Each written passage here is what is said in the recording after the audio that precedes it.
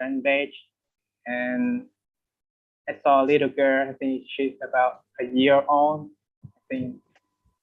And she picked like the eggs, right? So who is she? On my slides or on the web page? Yeah. Yeah. So I haven't actually looked at the web page for a while, but that will be Harper, I would think. Yeah. My granddaughter. I have 7 grandchildren, so. Yes, I saw that she, she stepped into like the place where the ants are to pick the eggs very, very professionally. I can say. Yes. I would say so. Yeah.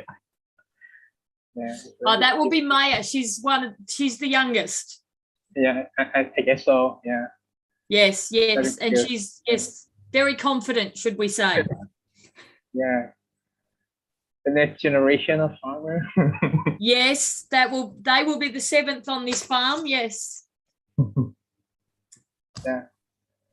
I really love like activities in your farm. Yeah, with Yes. the ants and I saw goats and cows. Yep, some sheep. Hmm. Yep, from time to time we have pigs as well. Yeah. So yes, it can be quite busy.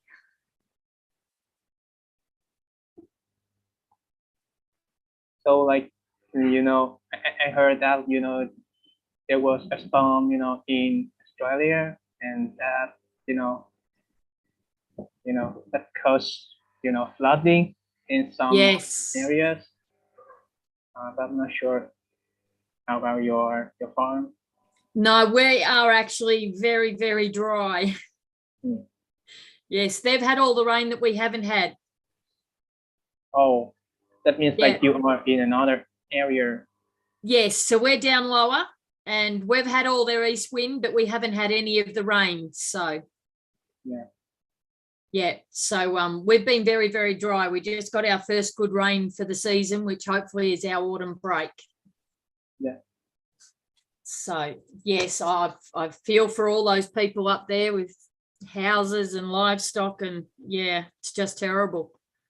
Yeah. Yeah, I really hope like everything will be back again, and the farmers, they can work on their land, prepare for the next season. Yes, no, it's been a very interesting couple of years, because I mean the same sort of farms were getting fire 2 years ago. Yeah. So, and yeah, now they're getting flooded, and they still haven't got all the topsoil and that back after the fires, so they're losing double again. Yeah. It's yes, very heartbreaking. So do you think that is the the consequence of climate change? Mấy thầy cô á, Yeah. biết mấy thầy cô nó nhiều lắm, mà mấy thầy cô với thợ lên trên phố ăn nhiều, ăn không có ai đâu. Sẽ làm chạy là yeah. Hello, Anka. Hello, Wendy. Hello, how are you? I'm good. Good. Good. See you. Where are you based at the moment? I'm in Gippsland, so that is about 100 kilometres east of Melbourne in Victoria. Yep.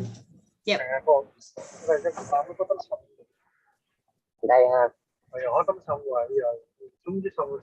I'm just joining from Lismore. I'm not far from Liz Clay's farm. Oh, okay. Okay. Yeah. Yeah. We have her last week. And Yes. Yes. Yeah. So I'm just the other side. I'm probably about 30 kilometres away from Liz. Yep. Yeah. She's a legend, eh? Yes, she is. Yes. She is quite the legend. Yeah, I think we had here, a week ago. Yep. Yeah, she has a wonderful presentation. She's got unbelievable knowledge. Yeah. Yes. Yes, she's quite amazing. So been doing it a long time and been putting herself out in the industry for a very long time. Yeah, that's the 30 years of experience. So that's a real long time. Yes. Yes. And we also hope that today you can show your experience as well. And yeah. Yeah. No, all good. Mine is a little more localized experience than Liz's, but that's okay. I think Hiệp and Thái visit you in 2019 with Alan. Is that correct? Yes. Okay. That's they are my students, but now they become my colleagues. Yep. Yeah. Yep. Well, that's good. You've done Yeah. well. Thank you so much. Okay, we can start now from 2 p.m. Vietnam and 6 p.m. Canberra, Victoria. Xin chào tất cả các bạn. Thì hôm nay tôi xin giới thiệu good evening, afternoon on behalf of the Mekong Organic and the project Organic Production Certification and Trade between Australia and Vietnam. We would like to thank Miss Wendy. She honest and willing to share her experience about family farming in Australia for generations. And one of the very exciting topic for our class today. We wish to hear from your story, and thank you for Alan for connection to Wendy. And now I introduce Kang is our translator for today, and Đức is the chair for the session. And Đức, he will introduce the program and the structure of the session today. And for you now, thank you. For you now and Wendy. Yeah. Thank you. Thank you. Welcome everybody that has come along to join us today. I'd like to introduce myself. I'm Wendy Wallace, along with my husband Peter and our 3 children. We run a mixed farm in Gippsland, Victoria, which is down the bottom of Australia, about 100 kilometres east of Melbourne. Xin chào các bạn. Thì tôi xin được giới thiệu về bản thân mình. Thì tôi tên là Wendy. Thì hiện tại là tôi đang làm nông cùng với chồng và những đứa con của tôi. Thì cái trang trại của chúng tôi nằm ở Gippsland, ở Úc. Thì cái vùng này nó sẽ cách Melbourne khoảng 100 km về phía đông.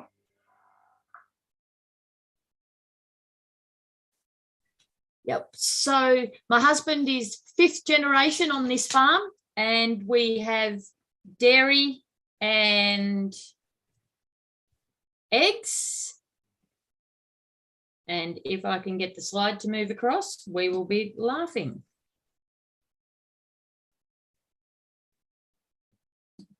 Got it. So the dairy farm is 116 hectares. In Australia, that is considered quite small. Okay. Thì tôi xin giới thiệu là chồng của tôi thì là người là thuộc thế hệ thứ 5 trong gia đình làm nông. Thì ở đây chúng tôi là có nuôi bò lấy sữa, cũng như là nuôi gà để lấy trứng. Thì cái diện tích của cái trang trại của chúng tôi là 116 hectare. Thì ở Úc thì cái diện tích này thì nó tương đối là nhỏ. Yep, our second farm, which we run all our young stock from the dairy farm and our egg production. So we have about 2,000 chickens, and you will hear me call them chooks. So if you're not used to that word, it just means chickens. And it's 33 hectares. Thì bên cạnh là cái trang trại là 116 hectare để chúng tôi nuôi bò lấy sữa, thì chúng tôi còn có cái trang trại là rộng là 33 hectare. Thì ở đây chúng tôi nuôi những con bê con. Thì bên cạnh đó chúng tôi cũng có gà nữa, khoảng 2.000 con gà. Thì ở đây chúng tôi gọi là cái từ của địa phương thôi một chút, thì từ địa phương. Nhưng mà chúng ta có thể gọi, nếu mà cái tên thông thường các bạn như là chỉ trên là gà. So the average rainfall in our area is about 1,000 mil every year. So and it comes most of the year, predominantly in winter. This year we have had a very dry summer. It was very, very wet up until November. And then we've had very little rain since until last week. Thì ở đây thì chúng tôi khoảng một năm là chúng tôi nhận được cái lượng mưa trung bình là khoảng 1.000 mm. Lượng mưa sẽ tập trung chủ yếu vào các tháng mùa đông, và cái tháng mùa hè thì nó rất là khô, rồi nó sẽ kéo dài tới khoảng tháng 11 hàng năm. So our soils here are a red clay loam on the most of the hills, and then down on the flat areas are a grey clay loam. So the red clay loam is very free draining and the water just runs straight through it, but the grey clay loam can get very wet, especially in the winter. We've just had it got quite wet. Yep. Thì đây chúng tôi có hai loại đất. Cái đất đầu tiên là đất thạch sét nhưng mà nó màu đỏ. Cái loại đất này nó nước thì nó không có thấm, nên nó giống như là nước nó rất dễ trôi. Còn ngoài cái đất thứ hai nữa là đất thạch pha sét màu xám. Thì cái đất này nó sẽ thường nằm chủ yếu là những cái khu vực mà nó tương đối phẳng và nó có thể rất là ẩm ướt vào mùa mưa. Đối với cái đất phía trên đó gọi là cái đất thạch pha sét mà đỏ, thì cái đất này nó nằm chủ yếu là ở cái khu vực nó nằm ở trên những cái ngọn đồi chủ yếu. Yep. So we support 3 generations on the farm financially. So we support our older generation, myself and Peter as a family, and then we support the 3 younger generations. So not as their total income, but a part of their income. The main income for 2-3 families and part income for another 2. Thì ở đây chúng tôi có thể nói là từ cái trang trại này nó cũng là cung cấp cái nguồn kinh tế tài chính cho 3 thế hệ. Thì ở cái thế hệ trẻ hơn thì thế hệ sau, thế hệ con của chúng tôi thì có thể nói là đối với 3 người con ba gia đình của 3 người con thì cái nguồn tài chính là chủ yếu tới từ trang trại. Nhưng mà đối với 2 người con còn lại thì một phần sẽ tới từ trang trại. Okay, on the dairy side of things, we are considered quite small. We milk about 120 cows to 150 cows when they all calve. We just calve once a year now to make it a little easier on ourselves. So we rear our own, or we grow up our own young stock. So we don't buy any cattle in. We only ever rear our own. Thì ở đây tôi sẽ nói về cái phần nuôi bò lấy sữa. Thì có thể nói là cái trang trại của chúng tôi nó tương đối nó nhỏ so với những cái nơi khác. Cái số lượng bò lấy sữa là khoảng từ 120 đến 150. Thì ở đây chúng tôi cũng nuôi bò, tức là chúng tôi không có nhập bò từ bên ngoài trang trại, mà chúng tôi tự nhân giống ở đây để mà và chúng tôi sẽ như chúng tôi nuôi dưỡng những con bò con này để trở thành cái thế hệ bò mà lấy sữa tiếp theo. So we feed a little bit of grain, but just as a treat. And generally we feed all our own pasture. So the cows are on pasture every day of the year. As long as we have some. We've been a bit short lately, so we've been feeding silage or hay, which is generally made on our own farm. But if we don't have enough, we buy in from another organic farmer. Thì ở đây chúng tôi là nuôi bò, chúng tôi cho ăn một phần là cho ăn những cái loại hạt, nhưng mà chủ yếu là chúng tôi sẽ cho ăn cỏ dại bên ngoài. Thì con bò ở đây nó sẽ được tiếp cận với cái nguồn cỏ dại bên ngoài là hầu như là mỗi ngày trong năm, thì chủ yếu là vào mùa hè thôi. Thì bên cạnh đó chúng tôi cũng có trong trường hợp nào mà cần thiết thì chúng tôi cũng có mua những cái nguồn cỏ dại bên ngoài, nhưng mà phải đảm bảo là nó là hữu cơ. So to make sure our cows have a good diet, we make sure that the pastures that they eat have a lot of variety in them. So a lot of different plant species. Because every different plant species will have different nutrients and different minerals in them.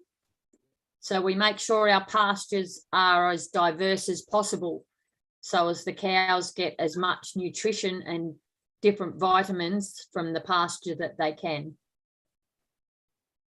Chúng tôi cũng đảm bảo làm sao được trong cái nguồn cỏ dại nó phải đa dạng, tức là đa dạng về cái số lượng cái loại cỏ để mà cung cấp đầy đủ chất dinh dưỡng cũng như là chất khoáng cho bò. So if they are short on any particular mineral, we have what we call a mineral shed. So it is just a little shed that we've made that has all sorts of different minerals in it that the cows can go in and select themselves. So there are different things like we always have salt available, a copper mix with salt, because copper on its own is quite dangerous. So we mix it with salt so as the cows can't eat too much. Zinc is also mixed with a bit of salt separately, so as they don't eat too much of that either. But we have sulfur, and we have a mixed mineral block, and a few other clays and things that the cows, if they feel they need it, will walk into the shed as they go past to or from the dairy and self-select their minerals that they think they need. Thì bên cạnh đó, trong trường hợp mà nếu mà những con bò mà nó cảm thấy là nó thiếu cái dưỡng chất, thì chúng tôi cũng có thiết kế một cái chuồng. Ở đó là chúng tôi sẽ để ở đó những cái chất dinh dưỡng, chẳng hạn như là chúng tôi có để là có đồng, hoặc là có kẽm, hoặc là có sunfua, nhưng mà chúng ta sẽ trộn với một chút muối để có thể là đảm bảo là nó sẽ ăn cái lượng đủ. Và bên cạnh đó chúng tôi cũng có những cái viên đất sét để giống như là chẳng hạn như trường hợp mà con bò nó thiếu, nó thấy tiêu để liếm vào đây. Apart from right at the very minute when we're very, very dry and don't have a lot of pasture on the farm, the cows are rotationally grazed. So they will have fresh pasture after every milking. So whether we put up an electric fence and just give them half a paddock, or they get a whole paddock, but they get fresh pasture after every milking. Just at the moment, we've been very, very dry, so we don't have a lot of grass. So they're actually going to stay in 2 paddocks, one at night and one during the day, and be fed hay or silage just until the grass can grow enough to get ahead of them. Thì ở đây chúng tôi cho những con bò này ăn cỏ ở bên ngoài. Thì cái cách làm của chúng tôi là một nửa cái diện tích chúng ta sẽ cho nó ăn trong thời gian, rồi sau đó cho ăn cái mảng còn lại khi mà cái diện tích bên đây nó không còn đủ để cung cấp. Thì bên cạnh đó thì chúng tôi cũng có mở nhỏ rồi đây. Thì bên cạnh đó thì chúng tôi cũng là cung cấp cái nguồn cỏ bên ngoài. Cái nguồn cỏ mà chúng tôi cũng có dự trữ sẵn cho bò. Yep. So we treat all our cows, if they are unwell at any time, with generally naturally remedies. So things like garlic, apple cider vinegar, and we use homeopathy, which is an energy medicine. So for things like mastitis, we'll use garlic and also the homeopathics. So they can be given to the cow in either end. And we have good use with those. The biggest thing with treating cows or any animal naturally is to treat them as soon as you can. So as soon as you notice something is unwell, you need to treat it straight away. So can I ask about the garlic tincture? So is that kind of a liquid or a solution? It is a liquid, yes. Yes, so it's actually made by soaking crushed garlic in alcohol for about 3 weeks. We don't make it ourselves, we cheat and buy it these days. But it's just a really strong garlic medicine that, is very effective on the cows. And with the homeopathic, that means like you massage the cow, right? The massage the cow. No, with the homeopathics is an energy medicine, and you actually put it on the cow's nose or in the cow's mouth. Oh, okay. So we actually use it as people as well. So we use all the cow's medicines. So anything we give to our cows, we can generally take ourselves. Yeah, so that is the homemade medicine, right? The homeopathics is made by a naturopath. Okay. So an alternative medicine person. Okay, that means, okay, I would like to clarify about homeopathic, right? So it's like the medicines that your family supply to the cows, right? Or you have to buy from outside? Well, it's more we buy them for the cows, but we use them for ourselves as well. Okay, I got it. Về cái trường hợp mà nếu mà cái đàn bò nó có bị bệnh thì ở đây người ta sẽ sử dụng những cái biện pháp như sau, chẳng hạn như sử dụng một cái loại dung dịch tỏi. Thì dung dịch tỏi ở đây là người ta có thể làm cũng được, nhưng mà cứ ở gia đình đây là mua từ bên ngoài. Ở đây là tỏi người ta đâm nhuyễn ra để trong dung dịch cồn hoặc là rượu trong vòng 3 tuần. Cách thứ hai đó là cái giấm này là giấm táo, và một cái thứ ba là một cái loại gọi là nó một cái loại cái chất mà ở đây người ta sử dụng giống như những cái loại thảo mộc vậy đó, thảo mộc sử dụng cho người cũng như là sử dụng cho vật nuôi chung luôn. Và khi mà bị bệnh thì sẽ đặt cái chất này vào trong miệng hoặc là trong mũi. Thì ở đây người ta nói là khi mà chẳng hạn như con vật nuôi mà nó bị bệnh thì cần phải chữa trị ngay tức thì, cũng như là làm sao cũng như là phòng ngừa bệnh từ trước. Yep. So when we treat naturally, as well as treating them as soon as it's seen, we also work with the natural cycle of some of the parasites. So when we treat for worms, we make sure that we drench the cattle and move the cattle onto fresh pasture on a full moon because that works in with the worm cycle of the cattle. Chúng tôi cũng dựa vào cái quy trình gọi là một cái chu kỳ tự nhiên của cái con, chẳng hạn trường hợp ở đây là bạn có đề cập là về cái con giun sán tức là làm sao để mà biết được chu kỳ tự nhiên của con này nó như thế nào, và bà sẽ di chuyển cái đàn vật nuôi vào cái vùng cỏ mà nó sẽ sạch, và có nó một ý đó là làm sao mà để cái ngày rằm á, tức là chọn cái ngày mà trăng tròn á, để tức là cho con bò nó ra đó. Yep. So we try and also make sure the cows and whatever other animals we have, because we have goats and sheep as well.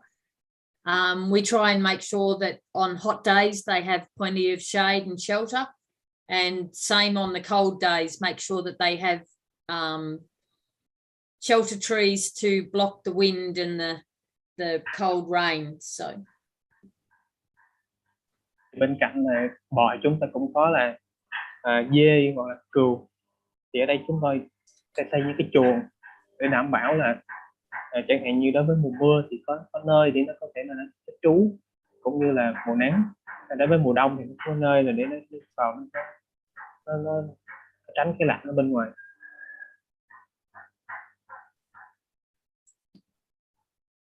So we'll move on to the chickens. Originally, we used to fertilize with chicken manure, but when we certified organic, we had to start composting the chicken manure. So we thought it was easier just to buy chickens and put on the paddocks to do the job themselves rather than buy it in, which also gave us an added income from the eggs. Thì tiếp theo là tôi sẽ nói về cái việc nuôi gà của chúng tôi. Ở đây lúc trước chúng tôi sử dụng phân gà, tôi rải trực tiếp lên cỏ để làm phân bón. Tuy nhiên sau khi mà chúng tôi đã tham gia cái chứng nhận hữu cơ của NASA, thì chúng tôi sẽ ủ phân trước khi mà chúng tôi trả lại vào đất.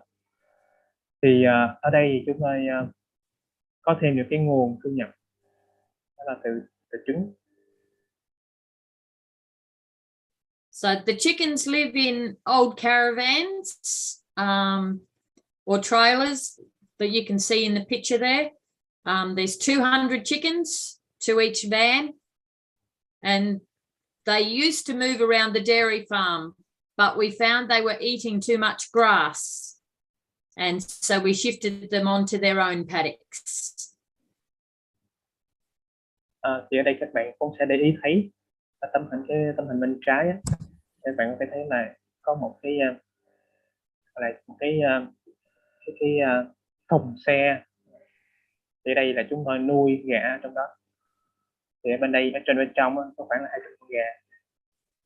Thì lúc trước chúng tôi là cho gà ăn cỏ ngay chỗ cái đồng cỏ chung với bò luôn. Nhưng mà sau đó thì ăn quá nhiều đi, chúng tôi bắt đầu chuyển gà đi cái chỗ khác, chỉ dành riêng cho gà thôi. So at the end of every milking, we have to wash out the milk plant, and we catch the water, the first lot of water that comes through, because it's very milky, and that is fed to the chickens every day. So they have about 5 or 6 bowls of milk to each caravan every day, and the chickens absolutely love it.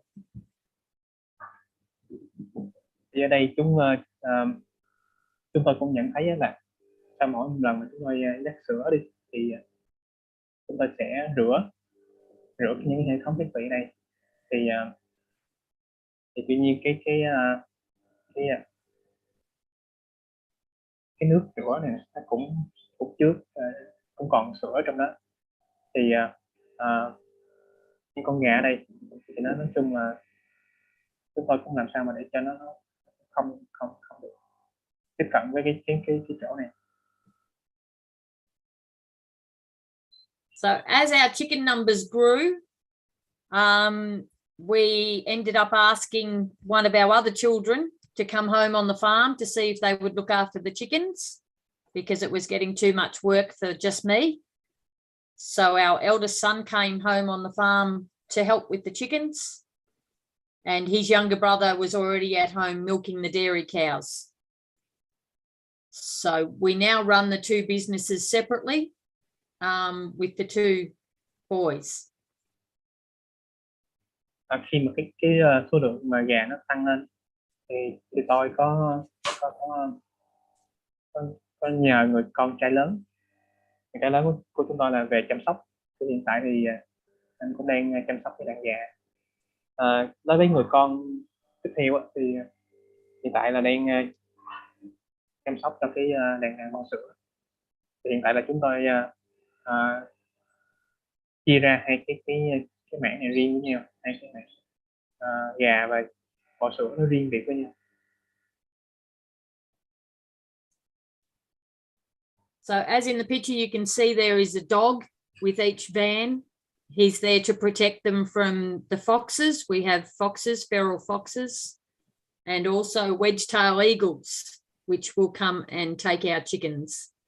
So the dog is there to protect the chickens and stays one dog with each van. Thì ở đây các bạn có thấy là chúng tôi là có con chó. Thì cái vai trò của con chó đây là chúng tôi để mà bảo vệ con gà. Thì đây có những cái con săn mồi, chẳng hạn như là con cáo hoặc là con diều hâu đi, thì cái vai trò của con chó đây là nó sẽ bảo vệ đàn gà ở mỗi một cái chuồng như vậy.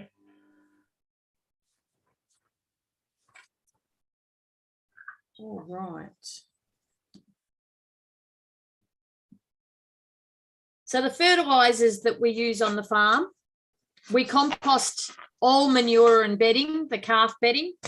Our calves are reared in a shed for the first 6 weeks, and they are on a bedding of pine bark or sawdust.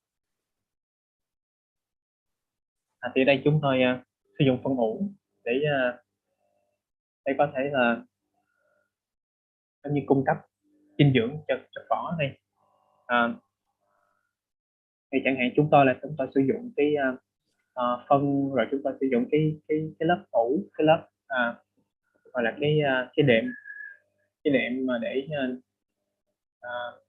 tức là trong 6 tuần đầu khi mà chúng tôi nuôi con bê đó, thì chúng tôi sẽ lấy cái lớp đệm đó, lớp đệm ở bên dưới chuồng, thì chúng ta lấy cái lớp đó, chúng tôi ủ cùng với phân để bón lại cho đất. So our way of composting is what is called a static pile. So generally it just sits there for about 4 months, and then it will get turned a couple of times to finish it off before it goes out on the paddocks. Thì ở đây cái tấm ủ của chúng tôi thì chúng tôi để rồi là dạng tĩnh, tức là chúng tôi sẽ để chiên cho cái tấm ủ đó trong suốt 4 tháng. Thì sau 4 tháng đó chúng tôi cũng sẽ trở cái tấm ủ đó. Sau đó bắt đầu chúng tôi sẽ đem ra bên ngoài để bón.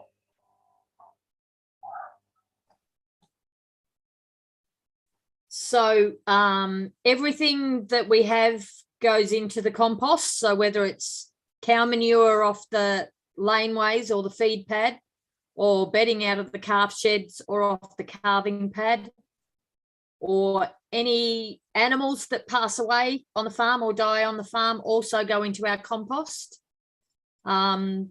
So yeah, we make sure that it's well matured before it goes out onto our paddocks.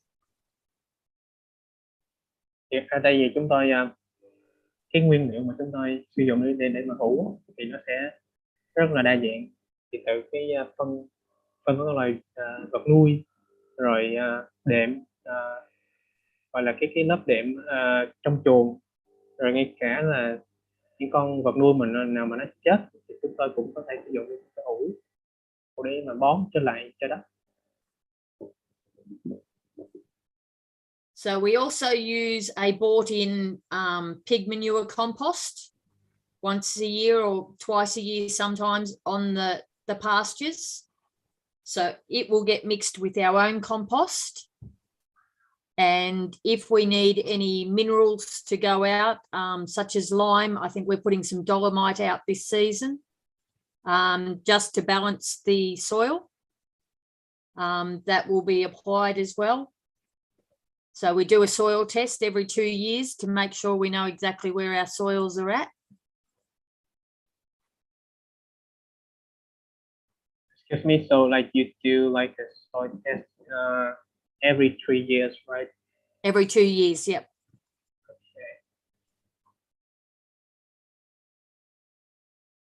Ở đây thì chúng tôi ngoài cái phân của vật nuôi tại chỗ thì chúng tôi cũng có sử dụng cái phân gọi là cái phân chuồng, nhưng mà từ con lợn, con heo á, thì chúng tôi có trộn chung với cái trong cái vật liệu ủ. Thì bên cạnh đó thì chúng tôi cũng có thêm một số cái chất khoáng vào trong cái đống ủ. Thì chúng tôi có sử dụng cái đá dolomite, cái đá dolomite để cung cấp vào trong cái đống ủ. Đá này nó sẽ có chứa canxi, magie ở trong đó. So after the compost or the fertilizer is put out, we just do foliar sprays twice a year. So that's just a liquid spray to go onto the plant leaves. And we usually do it when it's wet, so as it goes down into the root zone on the plants. Thì bên cạnh đó thì chúng tôi cũng có tưới lên một cái dung những cái dinh dưỡng lên cỏ, chẳng hạn như đây chúng tôi áp dụng là 2 lần một năm. So the foliar sprays that we put on, I've written down a few things that we put in those foliar sprays, and they're mainly things to feed the biology in the soil and around the root zone of the plants. So it's not necessarily to feed the plant, but it's to feed the biology in the soil. Thì cái mục đích của cái việc mà tôi phun lên như thế này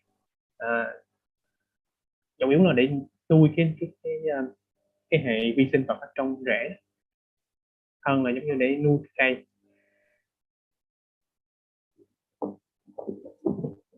So we also, any manure that's washed down from the wading yards goes into a 2-pond system, and it is later on sprayed out onto the pasture.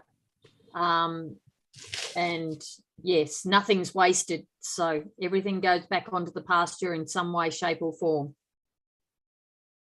Thì đối với cái phân mà chẳng hạn như là chúng tôi cũng có đào 2 cái hồ để có thể chúng tôi là trữ cái phân mà dạng dung dịch, dạng lỏng,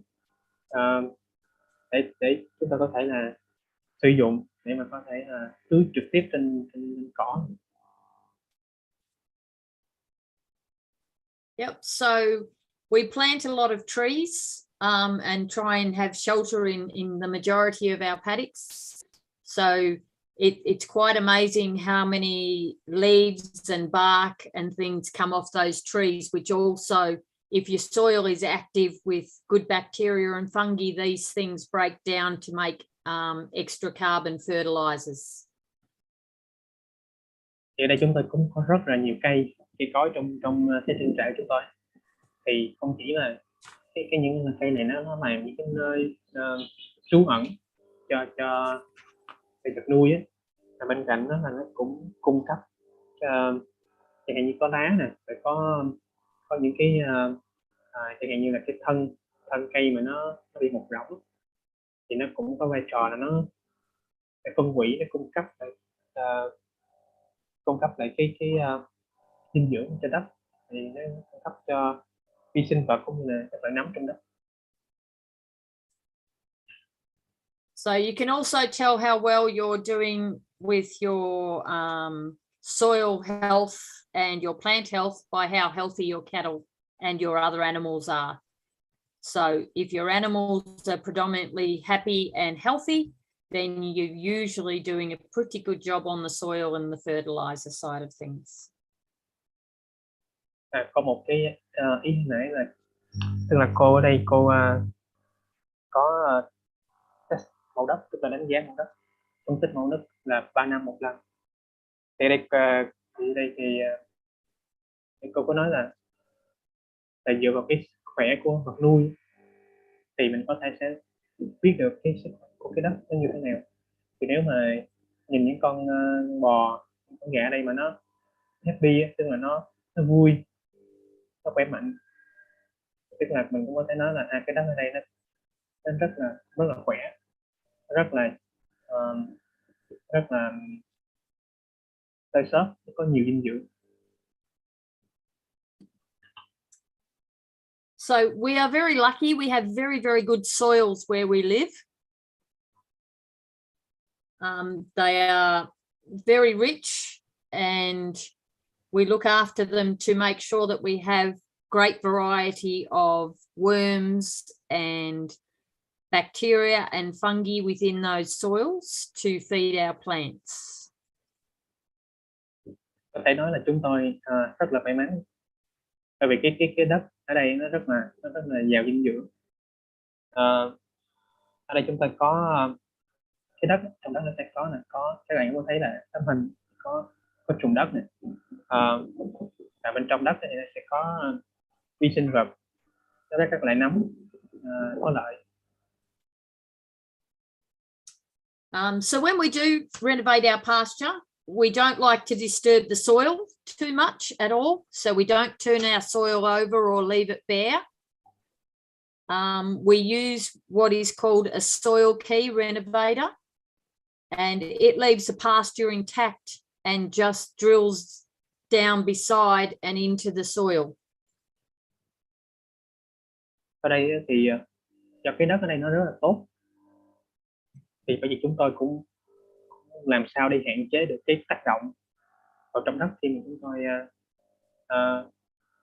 bón phân, hoặc là chúng tôi có trồng cỏ đi, thì thường là chúng tôi sẽ, nếu mà chúng tôi trường hợp mà chúng tôi có trồng đi thì chúng tôi cũng làm sao mà cái công cụ đó thì chúng tôi có công cụ để mà có thể là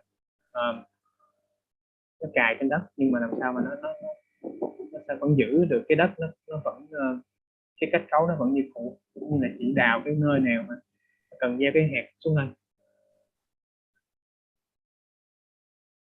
So the plants are left to seed as much as they can, which can be a bit messy at times because the chicory can grow to about 6 feet tall. So sometimes the paddocks look very messy, but I would rather have them seed and not have to buy seed than be cutting them off and buying in seed. So we do let our plants seed as much as possible, and that way they are self-seeding and we don't have to buy new seed all the time. Thì ở đây chúng tôi chủ yếu là chúng tôi để cho cỏ nó tự mọc thôi, cỏ nó tự mọc, sau đó nó sẽ tự như là cái hạt, nó sẽ có hạt, nó sẽ tự gieo lại.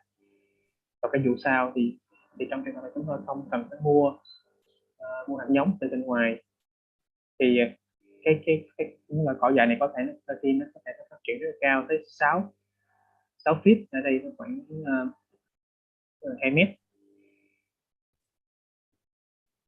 So when we do any seeding, we like to put in up to 15 different types of seed. As you can see in the picture on screen, there's lots of different varieties of plants in there, which gives the biology in the soil something different, as well as the cows different minerals in their diet. So it's very good to plant a huge diversity of plant species into our soil mixtures. Thì ở đây á, khi mà chúng tôi trồng những cái loại cỏ mới á, thì ở đây chúng tôi sẽ trồng khoảng 15 loại. Thì các bạn nếu mà nhìn cái tấm hình ở phía trên bên tay phải, mình thấy rất là đa dạng, như có cỏ ba lá, rồi các loại rất là nhiều loại cỏ. Thì ở đây cái mục đích là để giống như là để đa dạng cái loại cỏ. Bên cạnh đó thì nó cũng đa dạng cái nguồn dinh dưỡng cho bò. So, and things like dung beetles, which recycle the cow manure into the soil. We have native ones, and sometimes we found over the years with a lot of the clearing of the trees and things off all the properties many years ago, that some have been missing. So we've had a couple of releases of different species of dung beetles that are native to where we live but haven't been in abundance. Thì chúng tôi cũng có một cái loại bọ. Cái bọ này giống như là nó sẽ giúp phân hủy, nó giúp tức là nó tiêu thụ cái phân bọ này. Thì nó là cái loại mà gọi là loại bản địa ở đây. Nó sẽ giúp phân hủy phân bò. Nếu mà trường hợp phân bò nó có thể nó nằm rải rác ở trên cỏ, thì những cái loại bọ này nó sẽ giúp phân hủy đi.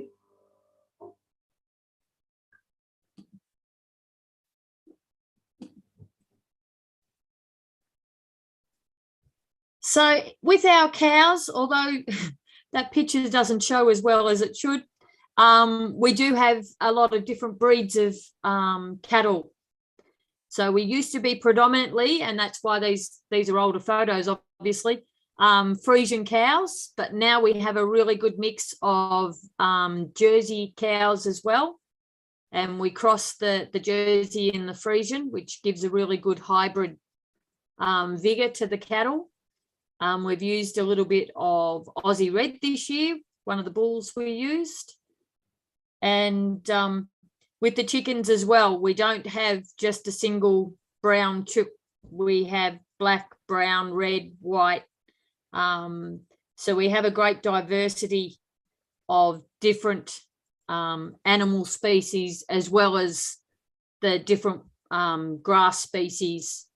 And so we try and diversify and get as much biodiversity on the farm as we can. Okay, so how many breeds of cow do you have? So we have Jerseys, Frisians, and we had some Aussie Reds this year as well. Yeah. Or some Swiss Brown, I think. And yeah, with the chickens, we have probably 5 or 6 different species. Yeah. Okay. Thì ở trên trại của bà ở đây thì của cô ở đây thì cô sẽ tập trung vào cái sự đa dạng. Ở đây chẳng hạn như bọ này thì nó có tới 4 giống. Đây chẳng hạn giống Jersey, giống Friesian, hoặc là giống Red, một cái giống nữa. Và cô cũng cho nó lai lại với nhau. Về già thì có khoảng 6 giống, thì dựa vào cái màu sắc của cánh. Đối với cỏ thì cũng giống như là cô có đề cập khi nãy, thì cô cũng đa dạng những cái giống cỏ khác nhau. So on the egg farm, as well as the young cattle, we also have some goats and sheep, which all add different manures and different biology to the soil. Thì các bạn nhìn cái tấm hình bên tay trái thì cái góc có thể thấy là ở đây chúng tôi cũng tạo được cái sự đa dạng sinh học. Có thể là giống như những cái loại cây khác nhau và những mấy cây khác nhau thì để có một cái môi trường, một cái không gian cho những cái loại cây, những cái loại sinh vật khác nhau sống ở đây. Yep. So when we put out our foliar sprays, the different things that we put in them are to feed the different soil microbiology. So when sometimes, not every year, but sometimes we make compost teas, and they are so as we can promote different things in the soil. So generally we're a little short on fungi.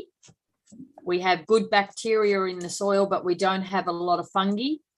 And so we will grow fungi and then make a compost tea to have that fungi produce spores to spread out on the farm to maximize the fungal growth within the soil. So here, like, you will use your own fungi, or you buy from outside and then you multiply them? No, we use a little bit of our own compost, and then we will feed it with some oats or something, and you just see it get covered in fungi. It grows the fungi, and then we will put it into a compost tea. We will make a compost tea and then spray it out on the paddocks. So, like, you know, you need to isolate. What I mean, isolate the fungi, you know, or no, we just brew it so as, and I use a microscope to check when the fungi is growing its spores. So when the spores are starting to grow and open, and then we know the compost tea is ready. So it's looking, there will be bacteria and things in there as well, but the main thing that we were concentrating on was getting more fungi. So we were growing the fungi and having the conditions right for the fungi to grow the best. Yeah, so that is from compost that you make, and then you will dilute with the solution or water, and then to make the compost tea, right? Yeah, so we'll put the compost in a box and feed it with some organic oats or a different mix of things and a little bit of water, so as it has food to grow. And then once it's grown, we'll put it in a big bag that water can go through, like a tea bag. And then we'll have water run through it until it's activated. Yeah, okay, got it. Ở đây thì bà có sử dụng, ở đây cô có sử dụng một cái loại dung dịch, tức là sẽ sử dụng từ cô sẽ sử dụng từ cái phân ủ. Thì đây cái phân ủ này cô có sử dụng để làm một cái dung dịch, mà trong đó cô sẽ sử dụng những cái dùng để nuôi, để nhân nuôi những cái loại vi sinh có lại, đặc biệt đây là một cái loại nấm có lại cho đất. Thì bên cạnh đó, trong cái dung dịch này cô cũng có cho những cái loại chẳng hạn như là cô cho yến mạch vào để mà có thể là tạo cái môi trường dinh dưỡng để nuôi cái loại nấm này. Thì ở đây cô cũng có sử dụng cái máy và cái kính hiển vi của chính gia đình mình luôn, để mà kiểm tra xem không biết là cái loại nấm này nó có nhân nuôi ở trong cái dung dịch hay không. Thì cái dung dịch này sau một thời gian thì bắt đầu sẽ được sử dụng để mà có thể là tưới vào trong đất, để có thể là cung cấp cái như là mình để như là cung cấp cái loại nấm này, cái loại nấm vào trong đất. Yep. So with our tree plantings as well, we like to plant a great variety of trees. We usually try to plant about 1,000 every year. The last couple of years we've been running a bit short, but normally we plant about 1,000 trees a year. We do both tube and direct seeding. We've done quite a few shelter belts with direct seeding. And we make sure that there is a great biodiversity of local native trees in those areas, so as we can promote birds and other native animals to come into the farm, because all of that adds to the biodiversity in the soil with the bird droppings, and the birds also help to take care of pests in the pasture. So it's making sure that we have a very biodiverse area for all sorts of animals to come in, because they all benefit the farm. Ở đây hàng năm chúng tôi cũng có trồng cây. Thì thường là mỗi một năm chúng tôi trồng khoảng 1.000 cây. Tuy nhiên khoảng 2 năm đổ lại đây thì chúng tôi cái lượng cây trồng nó giảm lại. Ở đây thì chúng tôi cái cách trồng chúng tôi trồng là gieo hạt trực tiếp vào trong đất. Cái lý do mà chúng tôi trồng cây cũng như tương tự giống như là vật nuôi cũng như là cỏ, thì chúng tôi cũng muốn thúc đẩy cái sự đa dạng trong các chủng loại cây ở đây. Thì nhờ cái đa dạng này thì những cái loài động vật tự nhiên nó cũng bay về đây nó ở, chẳng hạn như là chim đi. Ở đây chim nó cũng thứ nhất là nó thải phân vào trong cỏ. Bên cạnh đó thì nó cũng ăn sâu hại từ trong cỏ.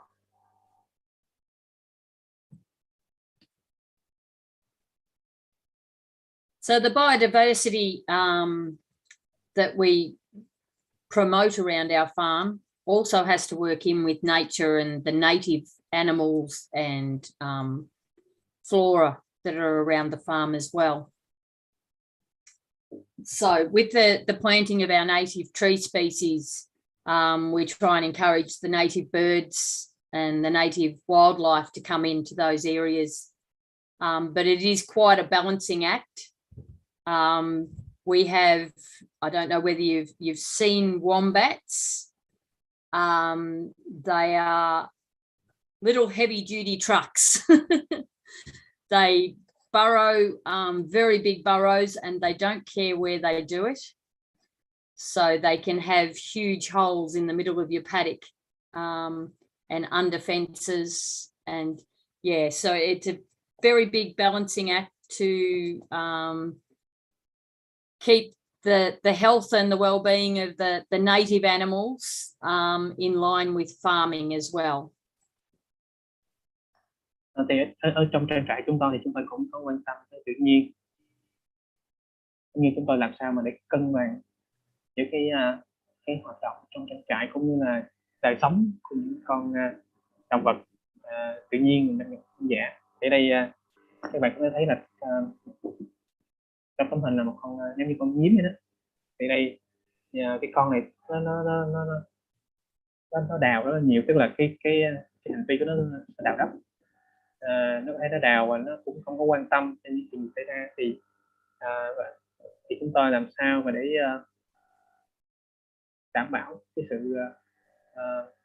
như những cái hoạt động của những cái loài sinh vật tự nhiên để nó vẫn được bảo vệ trong cái trang trại chúng tôi. So, and the other thing is controlling non-native pests. So we have things like foxes and rabbits that are quite damaging, especially to our chickens, but they also can be to cows when they're calving, and can be quite interfering and nasty when it comes to cows calving. So we have to look at controlling the non-native animals, but then also protecting our farm animals from the native predators. So the main one for us with our chickens is the Wedgetail Eagles. Ở đây chúng tôi cũng phải kiểm soát được những cái loài thiệt hại mà nó không phải tự nhiên ở đây. Chẳng hạn đây có con cáo hoặc là con thỏ. Thì những cái loài này nó ảnh hưởng tới chẳng hạn như là gà đi. Còn cũng ảnh hưởng tới ngay cả con bê con. Thì chúng tôi phải đảm bảo làm sao là để bảo vệ những cái vật nuôi khỏi những con không chỉ là những cái loài mà nó không phải là tự nhiên ở đây, mà cũng như là có những loài tự nhiên ở đây để mà nó không có tấn công vật nuôi chúng ta. So with the Wedgetail Eagles, we have our dogs, and they actually do quite a good job at protecting them. The Wedgetail Eagles are a very big predatory bird that come flying in and can take our chickens, and the dogs look after them very well. Thì ở đây chúng tôi có một cái loại mà săn mồi ấy. Cái con động vật tự nhiên á, cái săn mồi đây là một cái con như là con chim diều hâu vậy đó, giống như chim ó trên đại bàng vậy đó. Thì nó thường là nó sẽ bắt gà ở đây. Thì chúng ta nuôi chó ở đây để mà nó có thể là nó quan sát rồi nó đuổi những con chim này.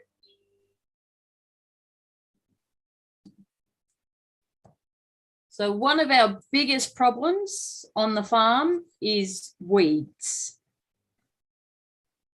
So we have blackberries and thistles, ragworts, capeweed, not so much, but yeah, so we have to get a little bit innovative. And as you can see in the picture, they are a few of our weed eaters.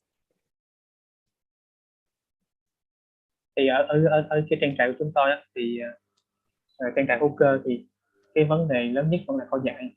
Ở đây chúng tôi có rất nhiều là cỏ dại, chẳng hạn như là về cây việt quất hoặc là những loại cây cỏ kê này nọ. Thì chúng tôi làm sao để có thể sử dụng những cái cách mà nó đa dạng nhất để có thể kiểm soát được cỏ dại đây. Thì đây trong hình các bạn thấy như lạc đà đi, nó đang gọi là cũng như là sử dụng để kiểm soát cỏ dại đây. So we haven't found any really good organic products that take care of the weeds well. They always keep coming back. Thì ở đây chúng ta cũng hiện tại chúng ta cũng chưa có tìm được một cái sản phẩm nào mà có thể là kiểm soát được cỏ dại. Thì chủ yếu là thì giống như là cỏ nó sau khi mà chúng tôi có thể là kiểm soát thì nó bắt đầu nó sẽ bắt đầu nó mọc trở lại. So yeah, so with the weeds, we either need to get them when they're very small, and it's a lot more physical hands-on work. So we do some mulching. So chop them up with the mulcher on the back of the tractor. But generally, yeah, that's one of our biggest problems, especially around the creeks, the waterways, and things where you can't get tractors and things in. So yeah, that's our biggest problem. Thì ở đây chúng tôi kiểm soát, chúng tôi chủ yếu là chúng tôi sử dụng cái chủ yếu là như sử dụng sức đây. Bên cạnh đó thì chúng tôi cũng có sử dụng cái màng phủ, tức là chúng tôi hi Wendy, so that means yeah, you use mulching, right? Mulching, that means like you cut the grass and then you use that plant material to cover, right? Yeah, well, the mulcher just chops it into tiny little pieces. So it can't seed, or once you've mulched it, it mulches down to the ground and just throws it out the back. So yeah, so not mulch like you mulch around a tree, but it's just, yeah, cutting it down so as it's small. So you use the plant material for compost, or you just leave on the ground? On the ground, and the fungi and bacteria break it down. So it's like a fertilizer, really. Okay, got it. Ở đây thì cái cách làm của cô đây có hai cách. Là cái thứ nhất là sử dụng chủ yếu là sử dụng sức người thì bên cạnh đó có sử dụng máy móc. Ở đây thì sử dụng những cái máy mà có khả năng là nó sẽ cắt cỏ đây nó sẽ cắt ra từng cái mảng nhỏ, từng cái miếng nhỏ để mà bắt đầu nó sẽ trả lại cho đất. Tức là khi mà nó đi qua một cái đất thì nó sẽ cỏ bắt đầu nó sẽ trả lại trong đất, thì sau đó vi sinh vật cũng như là nấm nó bắt đầu nó phân hủy, nó trả dinh dưỡng lại cho đất. Thì ở đây ở đây cái cỏ nó cũng là một cái vấn đề. Những cái khu vực mà nó có dẫn nước, chẳng hạn như đường mương hoặc là những cái ao hồ, thì nó sẽ khó, là do máy móc thì không nào mà nó tiếp cận được những cái chỗ này để mà nó có thể nó kiểm soát được.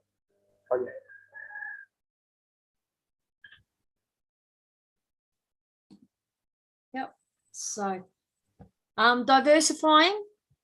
So as we did with the chickens, we're always looking at different options to be able to diversify, to improve our farm, but also to bring in added income. Thì ở đây chúng tôi đa dạng cái nguồn thu bên cạnh, như là bên cạnh nuôi gà, nuôi bò sữa đi, thì chúng tôi cũng có đa dạng thêm cái nguồn thu của mình. So we have sheep and goats, which predominantly we have used just for our own personal use, but now we're starting to breed them up to use as an income. And looking into things such as Pardon me. Go for it. Yeah, because it said that you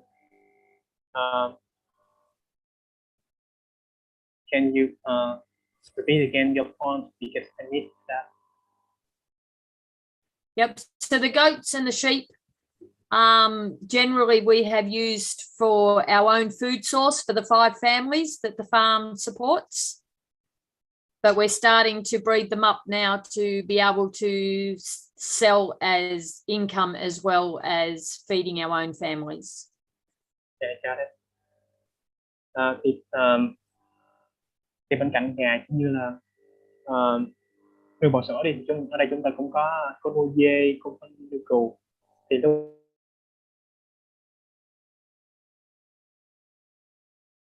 cũng mở rộng ra, tức là nuôi thêm để mình có thể là cung cấp thêm cái nguồn cái nguồn thu nhập cho mình. Yep, and looking into different ventures as in tourism on farms, so farm stays and farm tours. So have groups of people, which we've done many times over the years, come to the farm and showcase how we farm and why we farm like we do. Thì chúng tôi cũng có bắt đầu chúng tôi thử thêm một cái mảng nữa, đó là du lịch. Tại đây chúng tôi có cái hai mảng, đó là tham quan trang trại hoặc là có thể là ở lại trang trại. Thì ở đây khi mà khách tới đây thì chúng tôi cũng sẽ chỉ cho khách người ta biết được là cái trang trại chúng tôi thì nông nghiệp.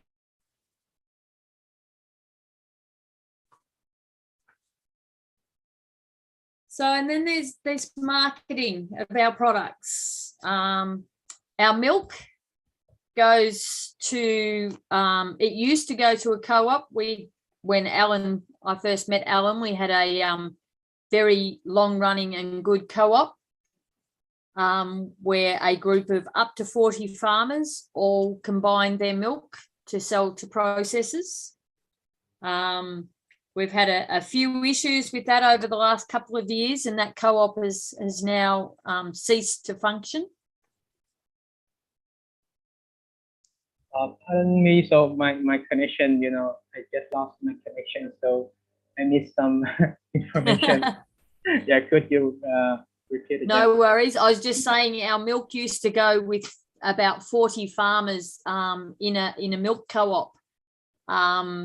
But until recently, about 2 years ago, that co-op no longer exists, and we're having to market our own milk with, I think we have about 10 farmers now. So it's a little different, and especially over the last 2 years with COVID, things have changed a lot. Okay, that means like there was a co-op already 3 years ago. However, because of COVID, that you know, that does not, you know, operate anymore. And then now you join another co-op with 10 farmers, right? Yep. Thì ở đây lúc trước là bà có tham gia, cô có tham gia vào một cái hợp tác xã ở đây với 40 người nông dân, là chủ yếu là kinh doanh về cái mảng là trứng gà. Thì tuy nhiên do Covid rồi do những cái yếu tố bên ngoài tác động thì cái hợp tác xã này không còn tồn tại nữa, không hoạt động nữa. Thì hiện tại là cô có tham gia vào một khác với 10 thành viên. Thì hiện tại cô bán cái sản phẩm mình qua cái hợp tác xã này.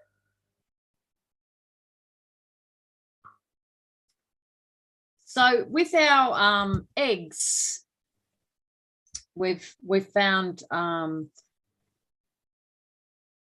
the quality of our eggs is what we pride ourselves on, and they're very, very good quality. So initially when we started doing the eggs, we had a visit from one of the Melbourne restaurants who then started purchasing our eggs, and because of the quality of our eggs, that was a very, very good starting point for our marketing. Thì có thể nói là cái trứng gà của chúng tôi, cái trang trại chúng tôi có thể nói là chất lượng rất là tốt đi. Bằng chứng là có một cái nhà hàng ở thành phố Melbourne, thì người ta cũng tìm đến chúng tôi, người ta cũng muốn mua cái nguồn trứng này để mà cung cấp cho nhà hàng. Yep. So from having that name of the very, very good restaurant in Melbourne, we have been able to market to many different places with the fact that we were selling to that restaurant because it was well known and very highly respected. We found we could use that to leverage our marketing into other places. Thì nhờ cái việc mà cái việc bán được cho cái nhà hàng ở thành phố Melbourne thì cái nhà hàng này có thể nói là nó rất là tiếng, nó rất là được người trong cái giới thực người ta biết đến. Thì cũng chính vì cái lý do đó mà chúng ta cũng sử dụng cái danh tiếng của cái nhà hàng đó, thì chúng ta có thể là giới thiệu được cái sản phẩm của chúng tôi tới nhiều nơi hơn. Thì hiện tại chúng ta cũng có tìm được thêm 2 cái nhà hàng khác cũng lấy được cái nguồn trứng từ chỗ chúng ta. So we also have a very good diverse customer base. So we don't just sell to restaurants, we have retail shops as well. So we have cafes, restaurants, retail shops, butchers, greengrocers. So a lot of different diverse places. So over COVID, when a lot of the restaurants and cafes had to shut, we still had a home for our eggs. So we could still sell all of our eggs because we had such a diverse customer base. Thì có thể nói thì cái đối tượng khách hàng cũng như là cái kênh tiêu thụ sản phẩm của chúng ta cũng rất là đa dạng. Thì không chỉ là chúng ta bán cho nhà hàng đi, mà chúng tôi còn có thể bán cho những kênh bán lẻ hoặc là những cái kênh mà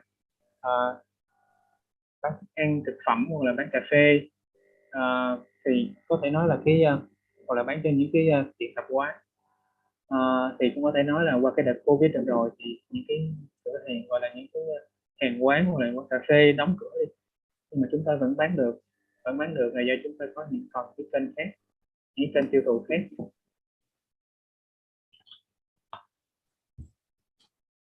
So we also sell our what we call seconds eggs. So the eggs that we don't class as first class eggs, we also sell them to cafes and our local people who come to the farm to buy them. Thì ở đây chúng tôi cũng có bán những cái loại trứng ở đây chúng tôi loại 2 đi. Thì chúng tôi thường là bán cái loại trứng này chủ yếu là cho những cái cửa hàng cà phê bán nước, thì đó người ta cũng có thể là người bán cái ăn sấy. Bên cạnh đó chúng tôi cũng có bán cho những người địa phương, hoặc là có thể bán cho những người nào mà người ta tới người ta tham quan trên trại chúng tôi. So we also use social media to let our customers know what's going on the farm. So every now and usually once a week, my son will do a social media post to let the customers and our suppliers know what's going on the farm. And if we're having any trouble with eggs, like at the moment we let our customers know, so as you know, they don't have any doubts about what's going on the farm. So we make sure there's transparency with our customers and our client base. Thì chúng tôi cũng có sử dụng những cái mạng xã hội để mà có thể là cho những người khách hàng của chúng tôi biết được là những cái gì đang diễn ra, cũng như là những cái nhà cung cấp biết được là những gì mà đang diễn ra trong cái trang trại của chúng tôi. Thì mỗi một tuần á, thì con trai của tôi sẽ có thể cập nhật cái thông tin lên đây, và từ nhờ cái việc này thì chúng tôi mục đích là như là tăng cái sự minh bạch về cái hoạt động ở trong cái trang trại chúng tôi. Từ đó thì những khách hàng cũng như là những cái nhà cung cấp thì người ta khi mà người ta xem, người ta biết được, người ta sẽ không có nghi ngờ về cái trang trại chúng tôi, đồng thời tăng được cái lòng tin vào cái trang trại chúng tôi. So, and choose your partners and advisors carefully. So if somebody's advising you but selling a product at the same time, then you need to be very careful about what advice you are getting. And with your partners, if you're going into business with somebody, make sure that they're going to put as much work in as you are. It can be very devastating when you've taken advice from people and then they haven't actually got you or the business's best interest at heart, which is where our co-op for the milk ended up being. We chose partners and advisors that didn't have our best interest as farmers at heart. Thì dựa vào cái kinh nghiệm của tôi thì tôi cũng có những cái những cái chia sẻ để về cái kinh doanh cho các bạn. Thì ở đây có hai cái ý nữa, là thứ nhất là làm sao chọn được cái đối tác đồng hành với mình, cũng như là thứ hai là làm sao chọn được cái người mà người ta hướng dẫn cho mình. Thứ nhất thì đối với đối tác thì làm sao mà chọn được những cái người đối tác mà người ta phải cũng làm việc như mình vậy đó, tức là họ cũng phải bỏ cái thời gian công sức làm việc như mình, và họ cũng phải có phải đặt cũng phải có ưu tiên về làm nông, ưu tiên về nông nghiệp như mình. Thì cô cũng có một cái kinh nghiệm, đó là từ cái hợp tác xã mà cô đã tham gia 3 năm trước. Tức là cái người mà người ta chủ nhiệm hợp tác xã đó thì người ta không có nghĩ về có thể không nghĩ về cái tầm nhìn như mình, nên cuối cùng là nó không có thành công. Thứ hai đó là về cái người tư vấn. Thì làm sao để chọn người tư vấn cẩn thận, làm sao mà để chọn cái người tư vấn đó họ không có vừa tư vấn và không có vừa lấy sản phẩm của mình để bán ra ngoài. Tức là đôi khi có thể là mình nhận được cái lời khuyên của người ta, nhưng mà có thể nó sẽ dẫn tới những cái hậu quả không có tốt đẹp, do đôi khi người ta không có làm trực tiếp như mình. And I guess the last thing I put on there is trust yourself, because you actually know more than you think you know. So if you believe in yourself and you believe that something is going to work, trust yourself. Yep. Yeah, I think so. I agree with you that. Và một cái lời khuyên cuối cùng của cô đó là hãy tin tưởng vào bản thân mình. Bởi vì chính mình sẽ là người hiểu mình nhất, hiểu về công việc của mình nhất, mình sẽ nên làm gì. So information and resources. So where to source your information from. This is a great forum. I think everybody involved has done an amazing job of bringing like-minded people together from 2 different countries to actually help each other, and everybody has as much to give one another as the people speaking to you. You have as much to give back in information and how you can do things differently as anybody else. So don't look to people all the time that are well known or whatever, because quite often you can give them as much information as they can give you. That means like you need to so your point here is like in terms of information that our resources that we should connect with the like-minded people. Yes.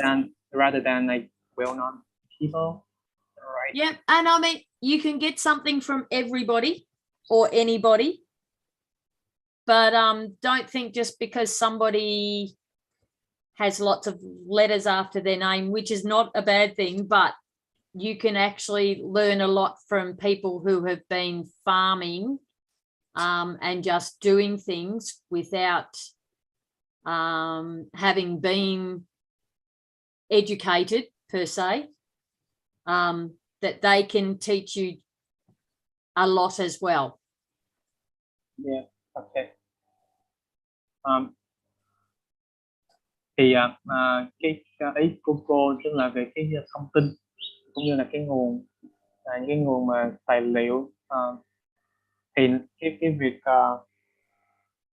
cô cũng khuyên là giống như chẳng hạn nếu mà chúng ta làm nông thì chúng ta nên tiếp cận những người có kinh nghiệm về làm nông, thì ban đầu chúng ta sẽ có thể học hỏi qua lại lẫn nhau, thì cũng như là có thể là mình sẽ cải thiện được cái kỹ năng, cái kiến thức của mình.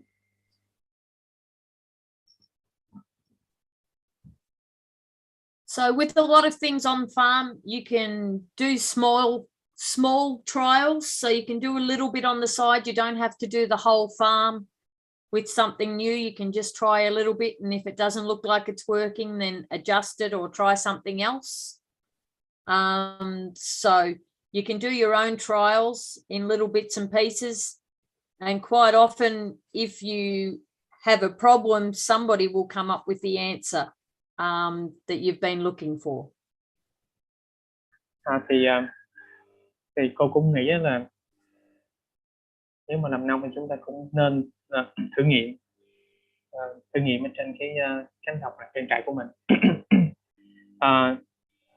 Thì từ đó thì mình có thể là mình sẽ tìm được cái giải pháp cho mình. Nếu mà trường hợp mà mình chưa có tìm ra được thì sẽ có thể sẽ có người ta sẽ đến, người ta giúp đỡ mình trong cái tức là có thể là người ta có người nào đó có thể là sẽ hỗ trợ mình cái trường hợp mình vẫn chưa tìm ra được cái giải pháp. So field days and group days and books, we read a lot of books. Not everything rings true for our farm. Sometimes what other farmers have done on their farm doesn't work on our farm, and the same the other way. Some things that work on our farm don't work on somebody else's. We all have different structures on our farm and also energies on our farm. So what always works on one doesn't always work on yours. Thì cô cũng nói là về nói chung là đời nông dân đi, cái cuộc đời của nông dân thì nó sẽ có ngày tốt, ngày xấu, rồi có cái thành công, có thất bại, hoặc là có những cái kinh nghiệm, một kỹ thuật có thể là áp dụng thành công trên cái mảnh vườn, mảnh ruộng của mình, nhưng mà nó cũng có thể nó không thành công trên cái mảnh vườn và mảnh ruộng của người khác. So once again, trust yourself, because you know a lot more than you give yourself credit for.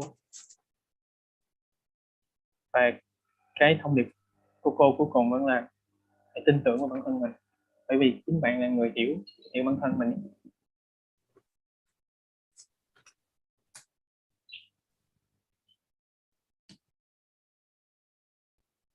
So, and this is all the people that our farm supports. So this is the elder generation of my mum, who's the only one left out of that generation now, and we still support her with the farm. And then Peter and myself have 3 children, 2 that work full-time on the farm and 1 that works part-time. And so the farm fully supports 3 families and another half a family. It's not very big by Australian standards, but we all work together, and it's not necessarily about the biggest profit, but we have a fantastic family life that we all enjoy, and we can love and nurture and look after each other as we farm.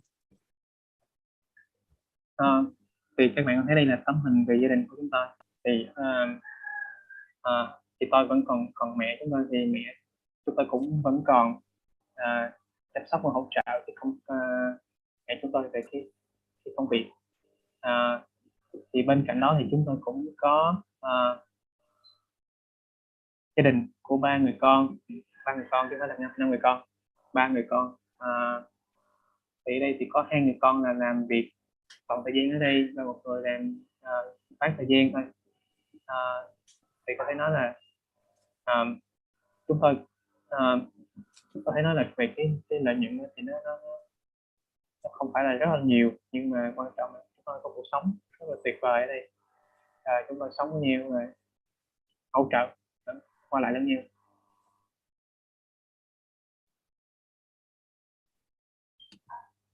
Yep. And this is what we do it for, is all these little cherubs who will be the 7th generation on this farm. How many of them will end up farmers? I don't know. But we're there to help them if they wish to do that.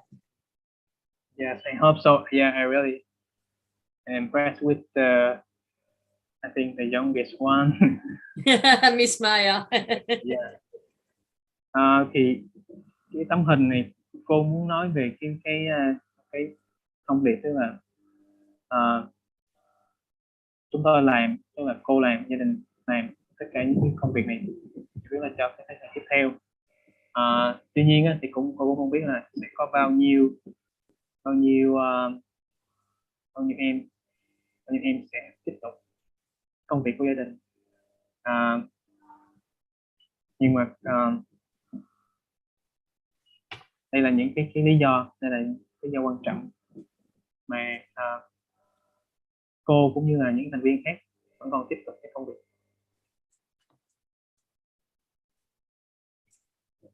And my last slide is, don't forget to take time to enjoy what you're doing, to enjoy the sunrise, the sunset, and to enjoy everything that you're actually doing.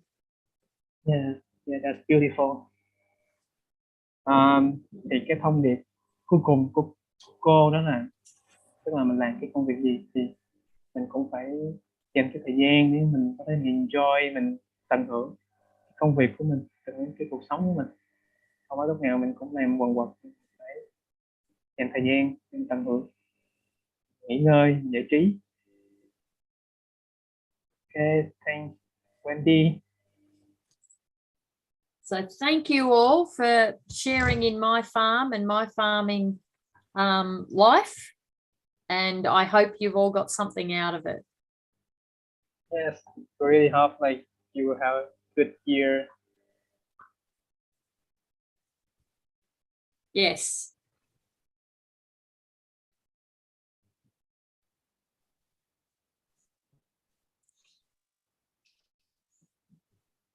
So do you want me to take those slides down? Thank you, Wendy.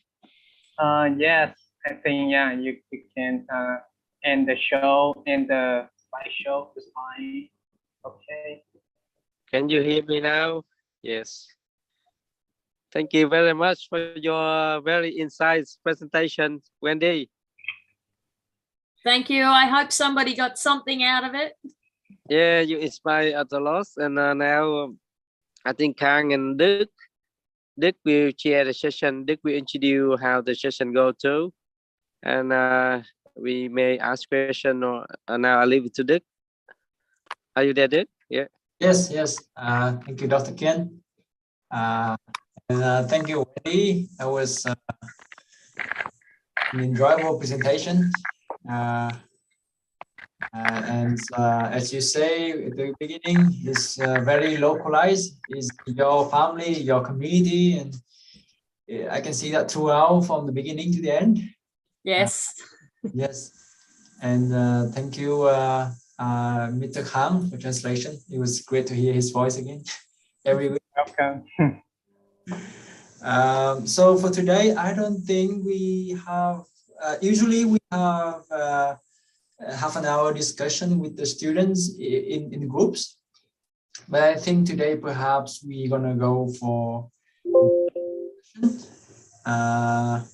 and I think we got 3 questions already. So I would quickly briefly talk to the students about how we're gonna proceed today for the discussion. Em xin chào quý anh chị học viên ạ. Thì vừa rồi vừa xong bài giảng của cô Wendy thì hôm nay thì mình sẽ thảo luận trực tiếp luôn với cô. Thì cô có gửi cho mình 3 câu hỏi, thì là trong cái link em gửi ở trong phần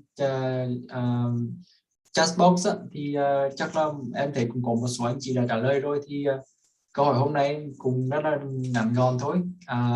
Về em cũng nhận được một số câu hỏi từ các anh chị dành cho cô, thì mình sẽ đi qua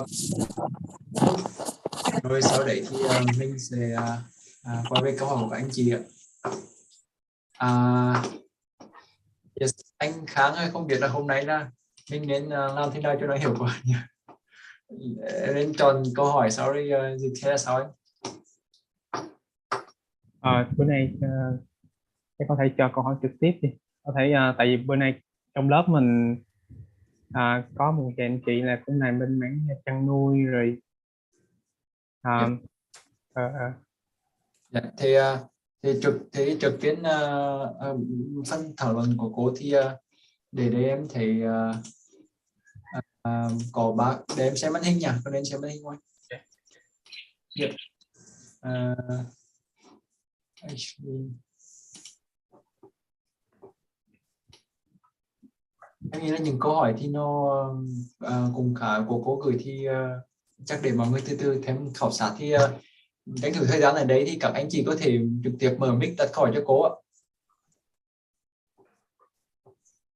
Xin mời anh chị học bên không biết là bên hậu cần cho phép mở mic chứ nhỉ? Được rồi đấy em. Yes. Yes. Em xin mời các anh chị ạ. Xin coi. Xin mời các anh chị đặt câu hỏi cho cô. Bài của cô hôm nay thì Phạm Hưng Giang thì cô. Ở trong nhóm mình lúc này anh Khang có bảo thì có nhiều anh chị làm về bên chăn nuôi thì em nghĩ sẽ có nhiều cái vấn đề có thể trao đổi với cô. Nhưng mà thực ra nhiều khi không cần hỏi cũng được, như kiểu cô lúc này có nói là mình cũng không biết là mình có chia sẻ thêm thông tin gì mới cho cô thì vừa rồi các anh chị mà thấy có cái thông tin nào có thể ra trao đổi được thì có thể đưa ra trực tiếp.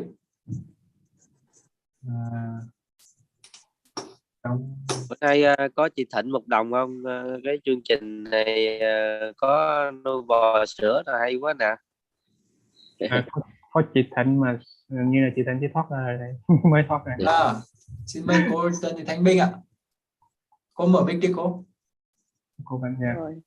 Hôm nay mình hơi ốm một chút nhưng mà lại chưa thấy mọi người hỏi nên là mình có một câu hỏi cho cô giáo ấy, bởi vì là làm về chăn nuôi hữu cơ thì vô cùng khó ở ngoài Bắc miền Nam ấy. Thì mình xin lỗi, mình tắt camera tí nhé. Thì là cái chăn nuôi hữu cơ nó khó là bởi vì là cái phải có cái đầu vào nó là hữu cơ. Chính vì cái lý do như vậy nên là khi mà triển khai ở Việt Nam ấy thì vô cùng khó, bởi vì là bà con thì trồng trọt ở ngoài Bắc ấy là trồng trọt rất là manh mún. Do vậy mà cái việc mà mình phải thu mua từ các cái sản phẩm từ các cái nhóm khác ấy, để cho một cái trang trại chăn nuôi ấy, thì thời gian đầu là vô cùng khó khăn. Thì thời gian khi mà triển khai ở ngoài Bắc thì có cái trang trại đầu tiên là thử nghiệm ở nhà chị Dung ở xóm Đầm Đa, sau đó là thử nghiệm ở nhà chị Long ở xóm Đại Hòa, và sau đó thì sẽ hiện nay thì đang có cái nhóm của chị Thùy nhóm G ấy. Nhưng mà đúng thực sự là để chăn nuôi hữu cơ là vô cùng khó. Thì vừa rồi cô có chia sẻ rằng là 3 thế hệ ở trong gia đình nhà cô, thì như vậy thì bản thân mình thấy rằng là rất là hạnh phúc khi mà các thế hệ ở trong gia đình này có thể là sản xuất chăn nuôi hữu cơ. Thì hôm nay ở lớp học mình là có mấy nhưng mà chắc là các thầy cô cũng đang bận không muốn nói, thì xin hỏi cô là vậy thì để làm thế nào để cung cấp đủ cái nguồn thức ăn nếu mà trong trường hợp thiếu hụt kinh nghiệm ở Úc ạ. Xin hết ạ. Dạ, cảm ơn cô. Hi Wendy. So I think before I go with the question, I will tell a little bit about the story. Yeah, I think she's from the north of Vietnam, and she's right now is one of the members of Organic Center in the north of Vietnam, and she has been conducting some research in organic food, including organic husbandry,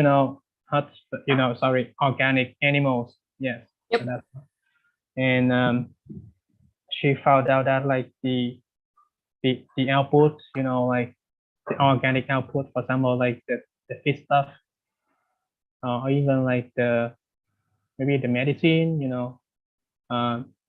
they're very hard to find. Maybe in Vietnam, yeah, in the north of Vietnam. Yep. And she asked a question that, in case a farmer can can make their own feed stuff for the animals or the livestock. So in case they run out of the feed stuff, so what should they do in that situation to make sure that the the animal, they still receive the the feed stuff, they are organic. Yeah. Have you ever seen that situation in your farm when you run out of your feed stuff? And in that situation, what should you do?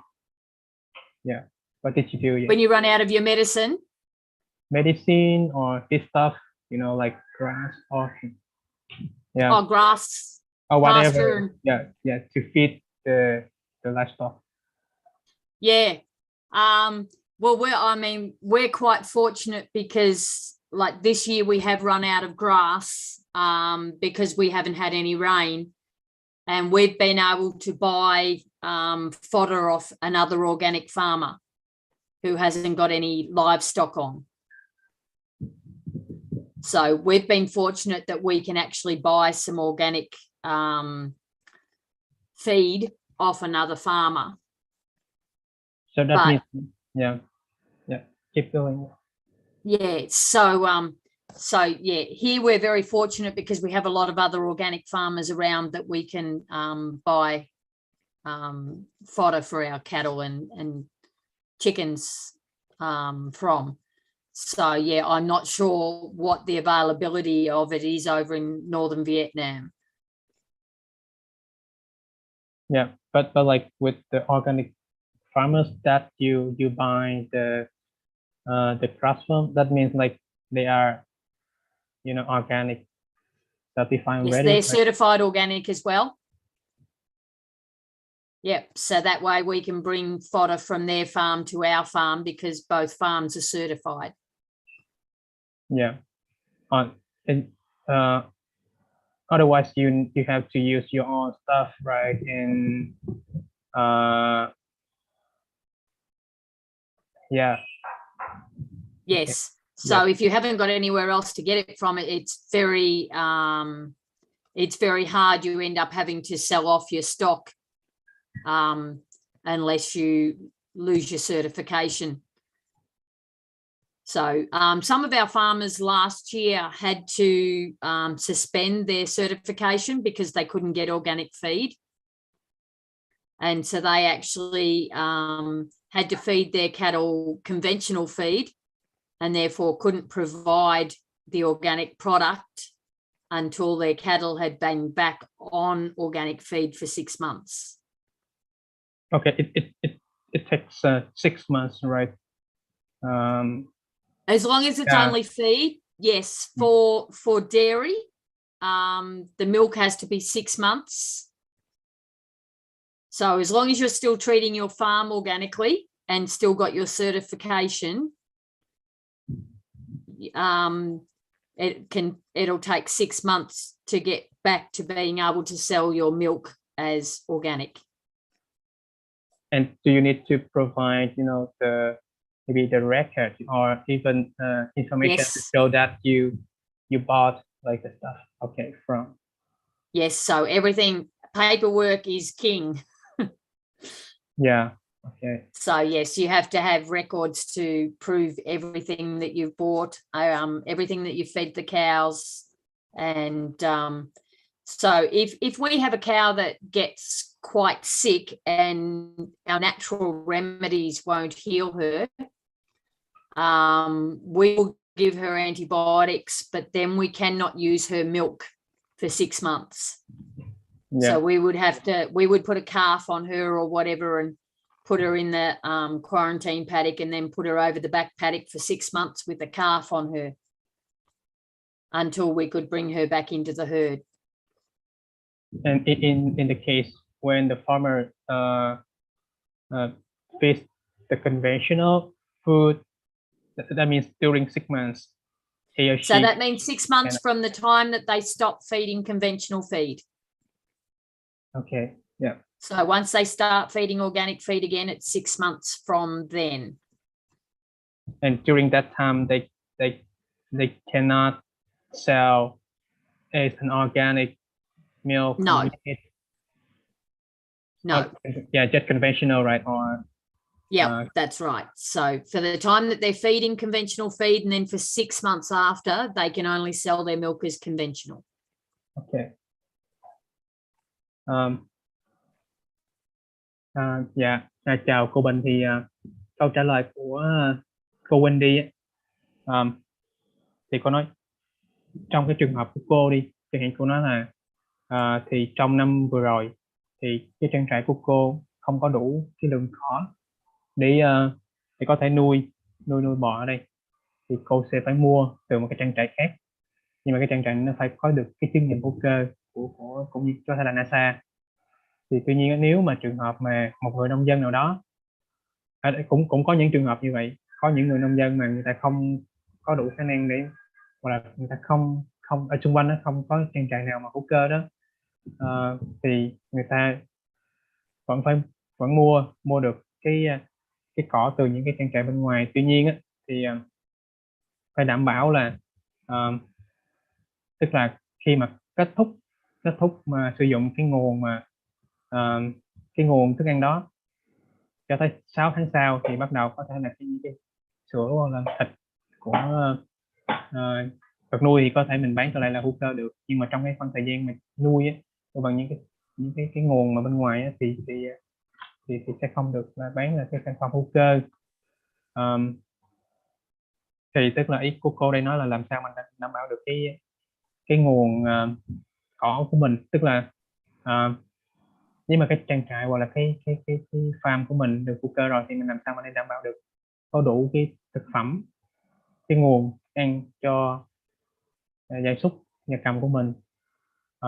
Còn nếu mà mình thiếu thì mình có thể mua bên ngoài, nhưng mình đảm bảo là có chứng nhận hữu cơ. Mà nếu mà không có thì mình vẫn có thể mua chỗ khác được, nhưng mà phải đảm bảo cái thời gian cách ly từ cái lúc mà dừng sử dụng cái ăn đó chuyển sang cái hữu cơ là phải 6 tháng, đủ 6 tháng để mà mình bắt đầu mình lấy được cái chứng nhận. Thì ở bên đây thì cũng có những trường hợp mà người nông dân người ta sẽ thông báo cho cái tổ chức chứng nhận rằng là tôi không có được cái nguồn thực phẩm hữu cơ, thì cho tôi có thể là dừng lại trong cái khoảng thời gian đó, và cho tới khi nào mà chúng tôi đảm bảo cái thời gian đủ 6 tháng thì bắt đầu chúng tôi sẽ tái chứng nhận lại. Có nghĩa là thứ nhất là phương án thứ nhất là có thể là mua của các cái trang trại khác đều được cấp chứng nhận, đúng không? Yeah. Và cái thứ hai là mình có thể là nếu mà trong trường hợp mình cho ăn cái thức ăn khác thì mình sẽ báo cho bên chứng nhận là mình sẽ, hoặc là nếu mà mình vẫn cho ăn thức ăn đấy thì mình sẽ có thời gian là 6 tháng nhỉ? Đúng không ạ? Em vừa nói là có thời gian 6 tháng. Tức là mình có thể cho ăn trong suốt 1 năm, nhưng mà từ cái lúc mà mình dừng cái việc mà mình mua thức ăn từ cái chỗ đó cho tới cái tính từ đó là 6 tháng về sau, là khi mà mình đủ được 6 tháng mình sẽ báo lại cho cái tổ chức chứng nhận là tôi đã đủ 6 tháng dừng cái sử dụng cái thức ăn đó và tôi chuyển sang cái thức ăn hữu cơ hoàn toàn rồi, thì mình sẽ được tái chứng nhận trở lại. Yeah. Thì đấy là đối với trường hợp bò, thì còn nếu mà đối với gà thì thế nào nhỉ? Em hỏi hộ mình ấy. Hi Wendy. So that is the situation apply for chicken as well, or just for cow? No, just for cows. Chickens have to be fed on organic feed. There's no 6 months or anything for chickens. So once they're not fed organically, they can't have organic eggs. Yeah, even like the organic meat, right? No. Okay. No. So they have to have organic feed. With the cows, once they're fed conventional feed or treated in any way, shape or form non-organically, the cow herself can't be used as organic meat. She can come back in 6 months later with milk, but she can't with meat. Oh, just for milk, not meat. Yep, just for milk, not for meat. She will never be in organic status for meat. Thì cái trường hợp khi nãy thì cô nói thì đó là dành cho sữa thôi.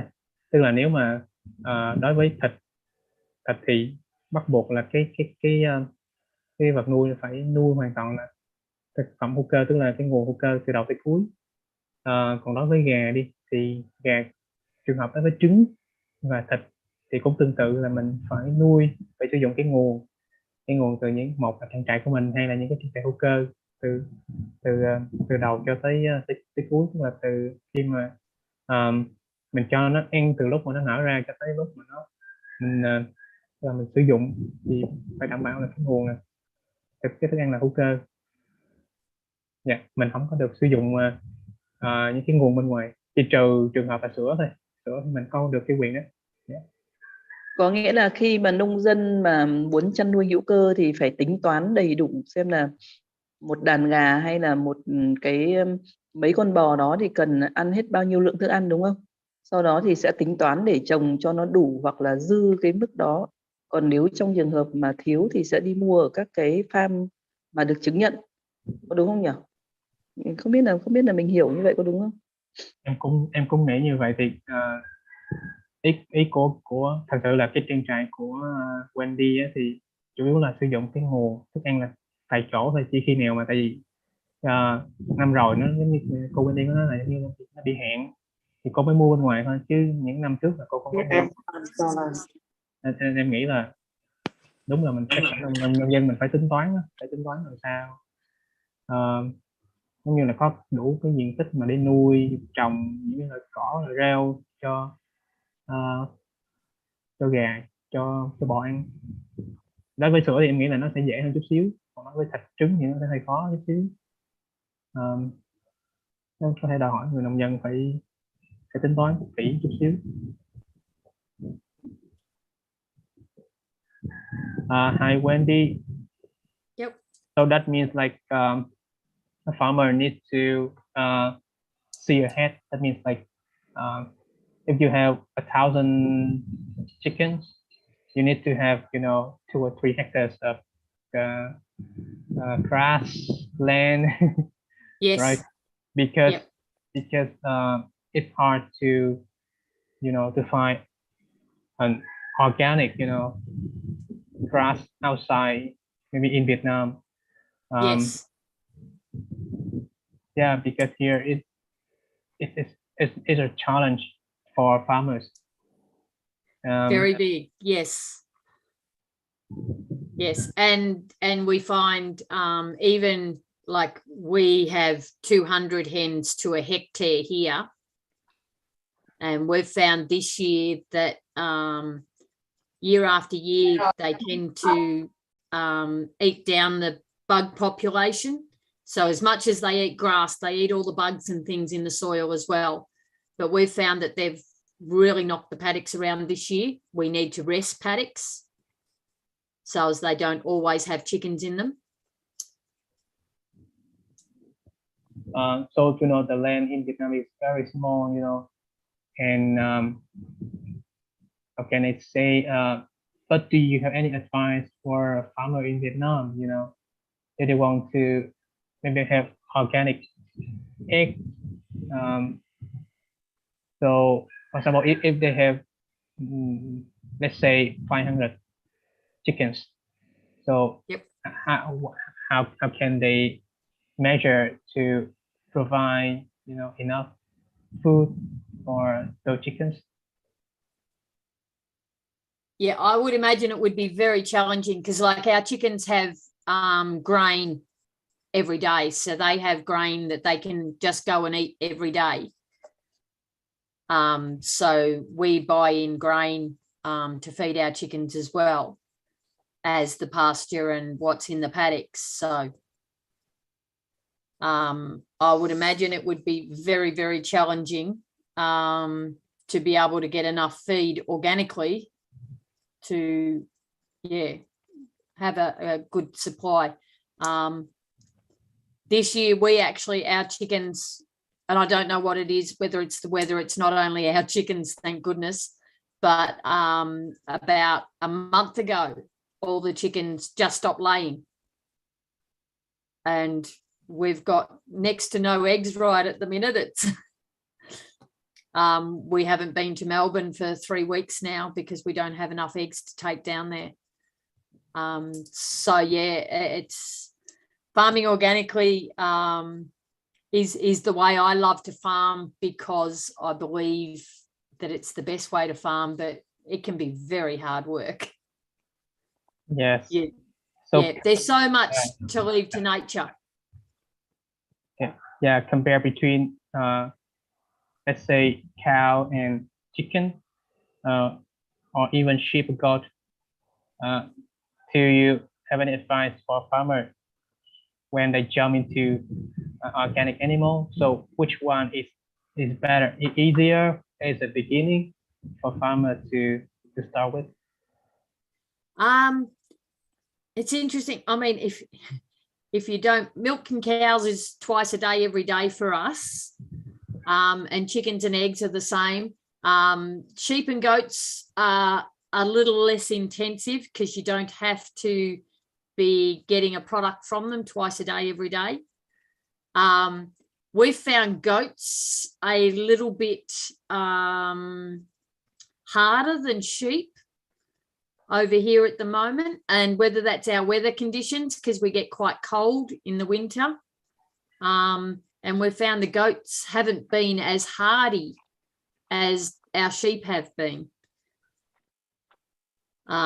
So yeah, we've sort of tried lots of different things. Pigs are also good, but pigs and chooks together are not being liked by the authorities, because pigs and chooks can trade viruses. So they don't like pigs and chooks to be together. But yeah, our sheep are probably, and the cows have been the easiest, but you've still got to be able to provide enough feed for them. And of course, cows can be quite big animals to provide feed for. Yeah, so cow should be the first start, if you suggest, right? It may be in terms of financial return and the work. Cow can be like the easier choice, as Yes. yes. Yes, they can. Yes. Yeah. So, but of course, yeah, in Vietnam, the marketing of milk and things like that is very, very different. Do you guys have to pasteurize your milk? I think so. Yeah, I think so, because yes, we need to pasteurize milk. Yeah, before bringing to the market. Yes. Yeah, so you've got to have somebody that can process your milk. Actually, I don't really have a lot of experience on that, but I saw some farmers, they may cook, they use this because they don't have a lot of facilities, so they may cook in a hot temperature. Yep. Maybe the pasteurize, or some of them, they will, they form a co-op, and then they bring the milk there, and then the co-op will, maybe they may make the milk by themselves, or they sell to another corporation. And corporation will take the raw, do the pasteurization and everything. Yes. Yep. Yes. Yep. And as long as they've got a market, to sell their milk into, that they can get a reasonable return for it. Yes. I think right now, the market, I think, is in Vietnam is dominated by, you know, big companies. There's still some small players. I think in this class there's a student, but I'm not sure she's here or not. Yeah, she has her own market. Yeah, she uses the social media. Yep. Yeah, to, you know, to market her product rather than going to the retail. You know, the retail landscape is dominated by big companies in Vietnam. Yeah. Yeah. A lot of people are doing that now, and it's growing. People are wanting to know who the farmer is behind the product and where the product's coming from and how the animals are treated. And yeah, so it's getting very big to be able to communicate straight with your customer. Yep. Yep. Okay, now I will translate for the class a little bit. Yep. Thì về cái câu trả lời của cô Wendy thì em có hỏi là về cái trường hợp mà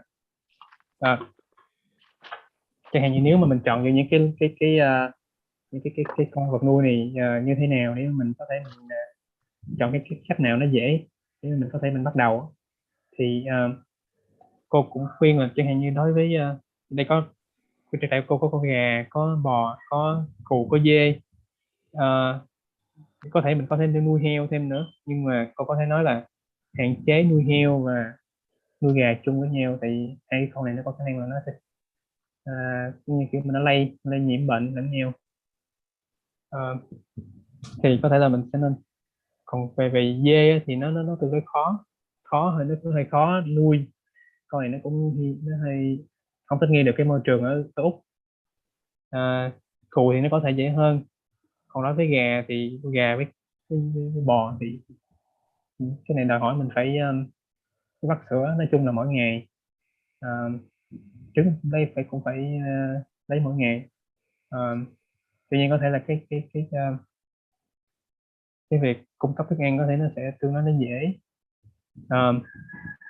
Thì bên cạnh đó cô cũng nói là nếu mình làm hữu cơ thì có thể mình sẽ có những lợi thế so với những công ty lớn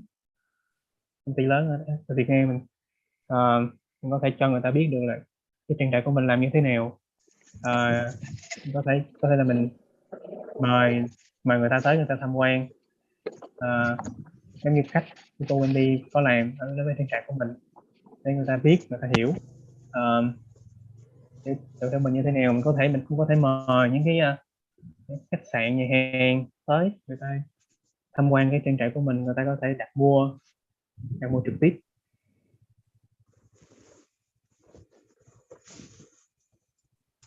Yeah.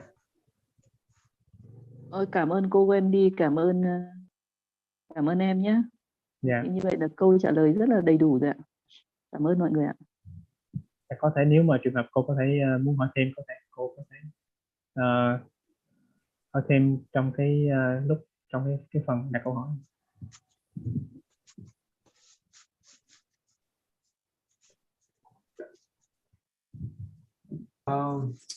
Hello, Wendy. I think perhaps we can ask student here who's working with milk. Bữa nay mình có story. Em không biết là quý gì trong đây có anh chị nào làm về sữa hoặc là trứng hữu cơ không ạ? Thì có thể mình không đặt câu hỏi, nhưng mà mình có thể chia sẻ câu chuyện để mà mọi người ở đây có ý định làm, và cô cũng muốn được học hỏi từ mọi người đấy. Cho nên là xin mời các anh chị ạ.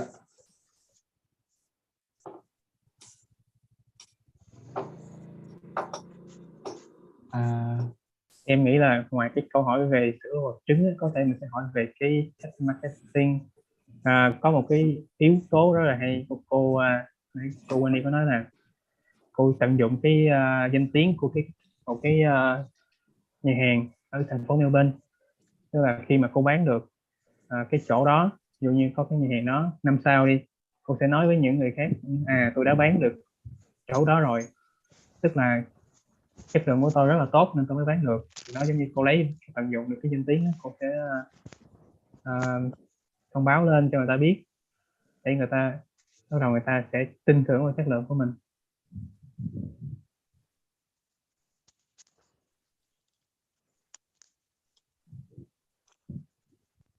Nếu mà trước có các anh chị trước có thời gian thì để đặt câu hỏi thì em sẽ gửi cho cô những câu hỏi mà em nhận được ạ. Chứ ở trong phần chat box chia sẻ màn hình.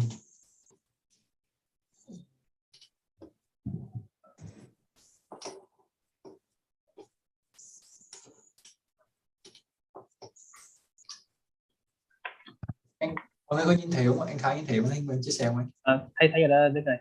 Yes. Wendy, can you see the slide I shared? Yep. Okay.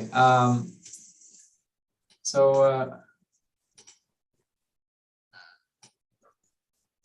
Hi Wendy. So do you need to rate it, or I will? No, to increase the value of organic milk, how many types of organic dairy products do you have, and how much higher the price of those products is than standard dairy products? Wendy, would you give me a second? So at the minute, yep. Just to let the student know what question we are addressing. Actually, I missed the top one. No worries, no worries. He will read the question in Vietnamese. Yeah. So just so students know what topic are we talking about. Em xin gửi cho cô câu hỏi em nhận được từ phần chatbox ạ. Thì câu đầu tiên là từ cô từ Tuyết Nhung. Thì trong quá trình chăn nuôi hữu cơ thì cô đã gặp những vấn đề khó khăn gì nhất? Cô có thể chia sẻ cách cô giải quyết khó khăn đó được không? And maybe em đọc tiếng Anh luôn hai nha. Then the first question is in the process of organic farming, I think here referring to dairy and eggs, what problems or difficulties did you encounter the most, and can you share how you solved the problem? Yep. So the biggest problem we face now is weeds and controlling the weeds. But when we first started, which is 20 years ago, we thought that we wouldn't be able to farm without antibiotics. We didn't think we would be able to treat the cattle naturally. But we have found products and things that do treat the cattle well. And mostly the problem is solved by knowing your cows very well and treating them as soon as you realise that there is something not quite right.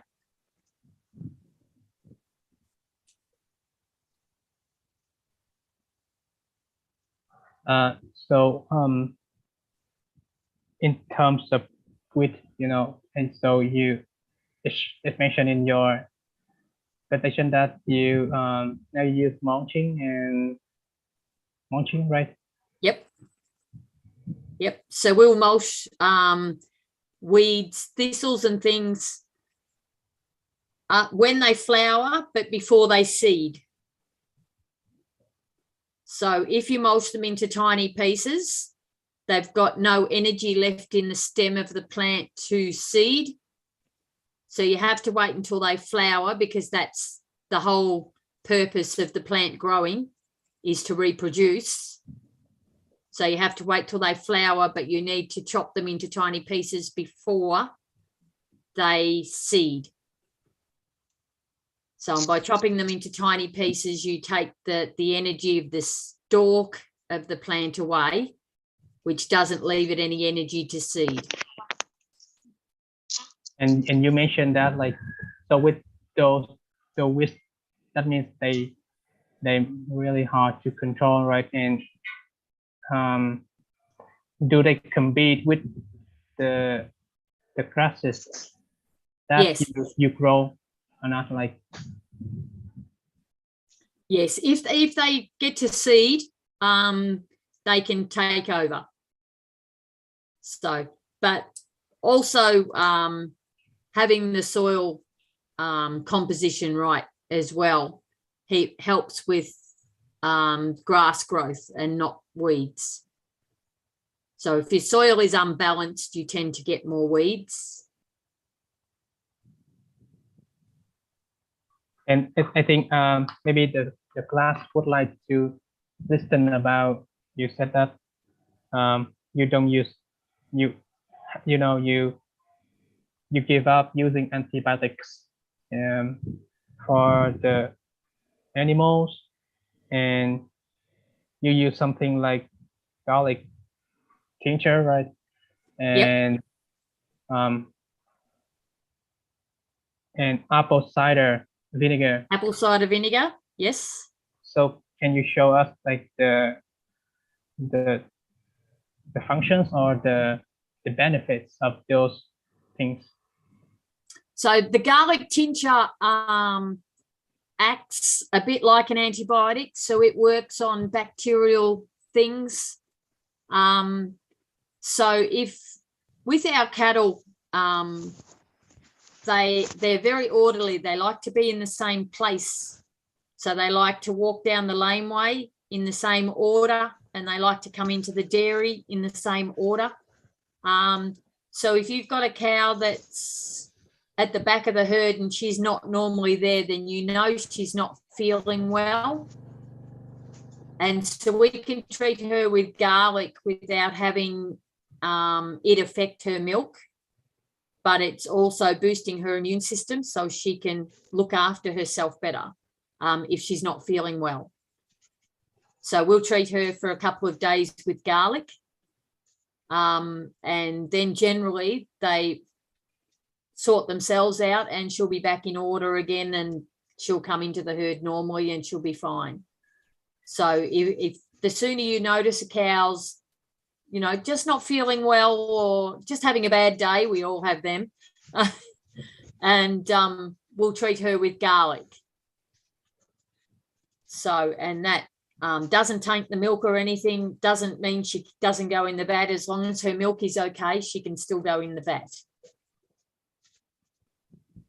And with the apple cider, the apple cider vinegar, mainly we use at calving time. Yeah. So it balances the cow's metabolics when she's calving, because cows, when they calve, they produce a lot of milk, and they will, if they don't have enough calcium or whatnot in their system, they'll drag it out of their muscles and bones. The apple cider vinegar just seems to help them not to get milk fever. The carbs are really robust and good. So we just find it's an all-round tonic to keep the girls healthy at calving time. So we just put, and it's, it's not scientific or anything, but we just put 1 litre per 10 cows in their water trough. So, and they just drink it. So, but it seems to, we've been doing that for 15, 20 years now. And we have really good results with it, with the cows calving and not being unwell or anything. So okay. And have you ever met any situations that you would think of using, the drugs, the medicines? What I mean? So the medicines from outside, maybe they're not specified organic to treat the. So like an antibiotic. Yeah. Yep. If we try all our natural remedies and that cow is still not well, and generally it will be if we haven't picked up a foot problem early enough or something like that. But if we've tried all our remedies and they don't work, then we use antibiotics. But that means that cow has to be out of the milk vat for 6 months. So that means like you need to take out like that cow the milk. Em trung bình là 1 tháng là 100. So that cow's milk has to stay out of the milk vat for 6 months.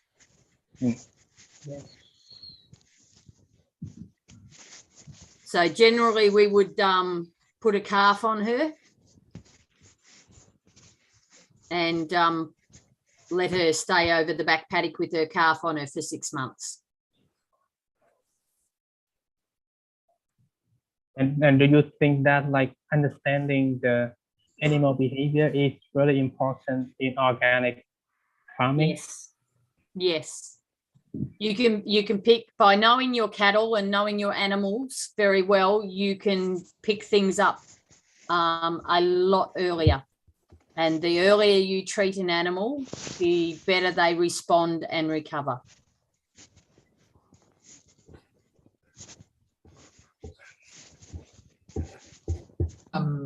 Wendy, on top of that question, I just want to ask, so when you separate the cow and the calf, can you hear me well? Yep. For 6 months, then after 6 months, do they get back to the organic system? So yeah, if we take a cow, if we have to treat a cow and we then put a calf on her for 6 months, then she can come back in and be milked because she's on our organic property. So she just has to be quarantined for the length of time that the antibiotics mean that she has to be quarantined, and then she can go over the back paddock for 6 months after that quarantine period, and after 6 months she can come back into the herd. And then her milk would be sold as organic. Her milk will be okay. She herself could not be sold as an organic cow for meat.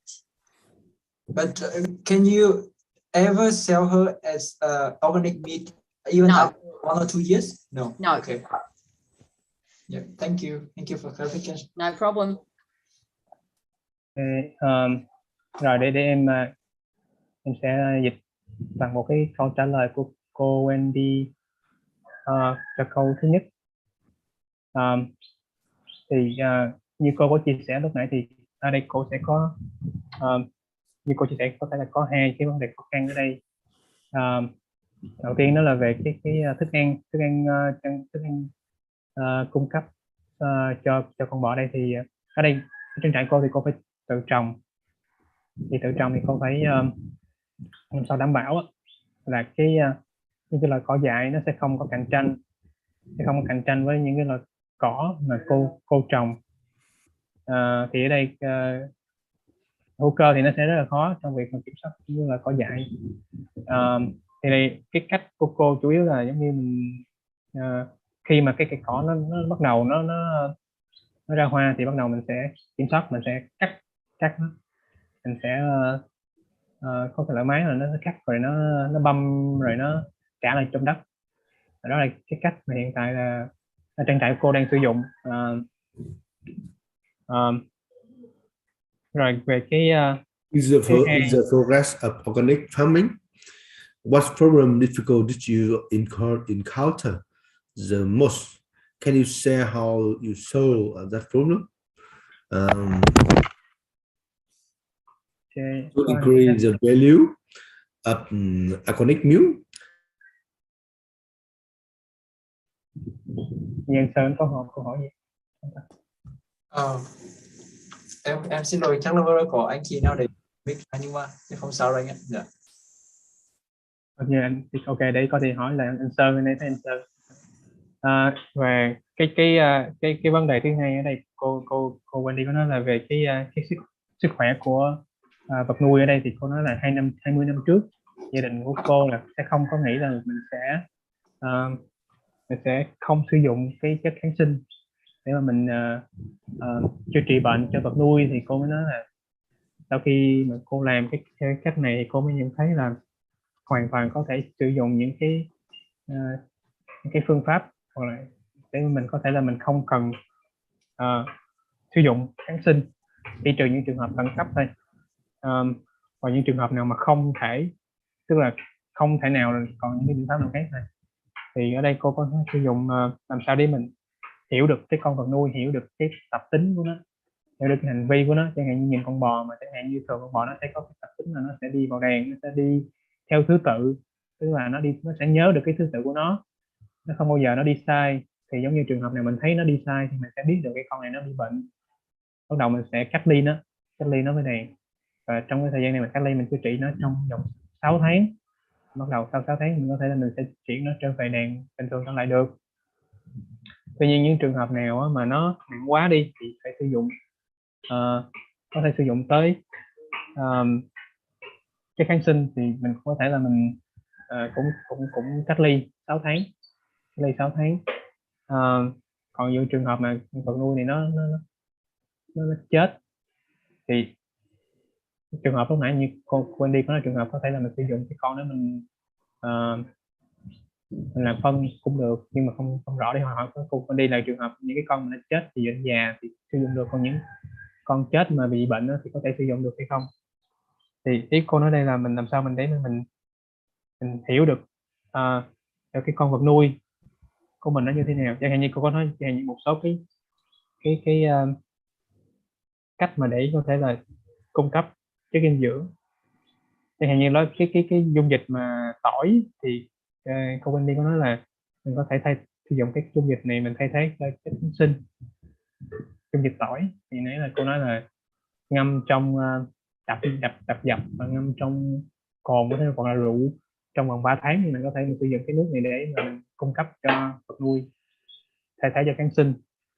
Hoặc là cái giấm, ở đây mình có giấm táo thì cái giấm này nó sẽ cung cấp canxi cho bò trong cái lúc mà nó nuôi con non thì trong cái giai đoạn này nó sẽ dễ bị thiếu canxi.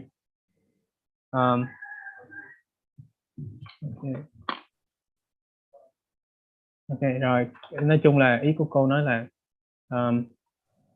thường là mình phải quan sát được cái con vật nuôi, mình sử dụng những cái loại có thể là những cái loại thuốc thảo dược có thể để mà mình tăng cường cái sức khỏe của vật nuôi ở đây lên, trước khi để mình nghĩ đến những cái việc sử dụng những cái cách chữa bệnh khác, như là đây là cái kháng sinh.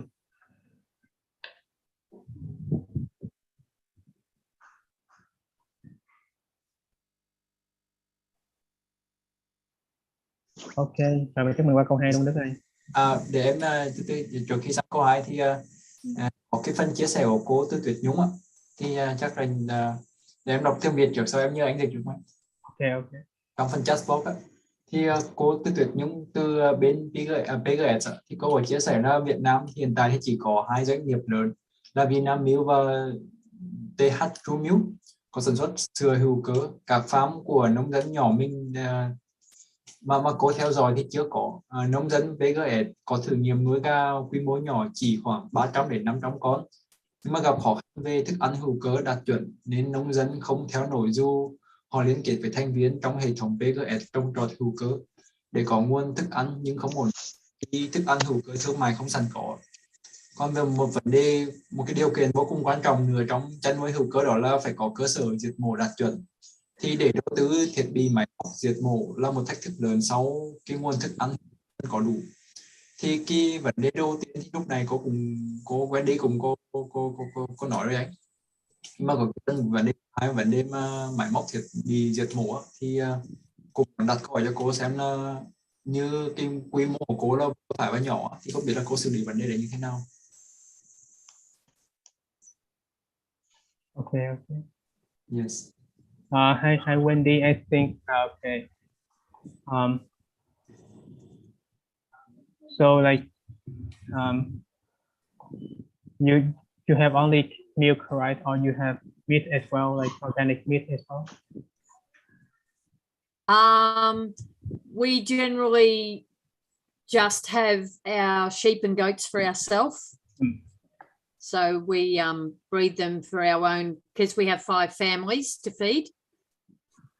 We generally just breed them for ourselves, but we're just starting to get our numbers up a bit so as we might be able to sell some outside of the farm.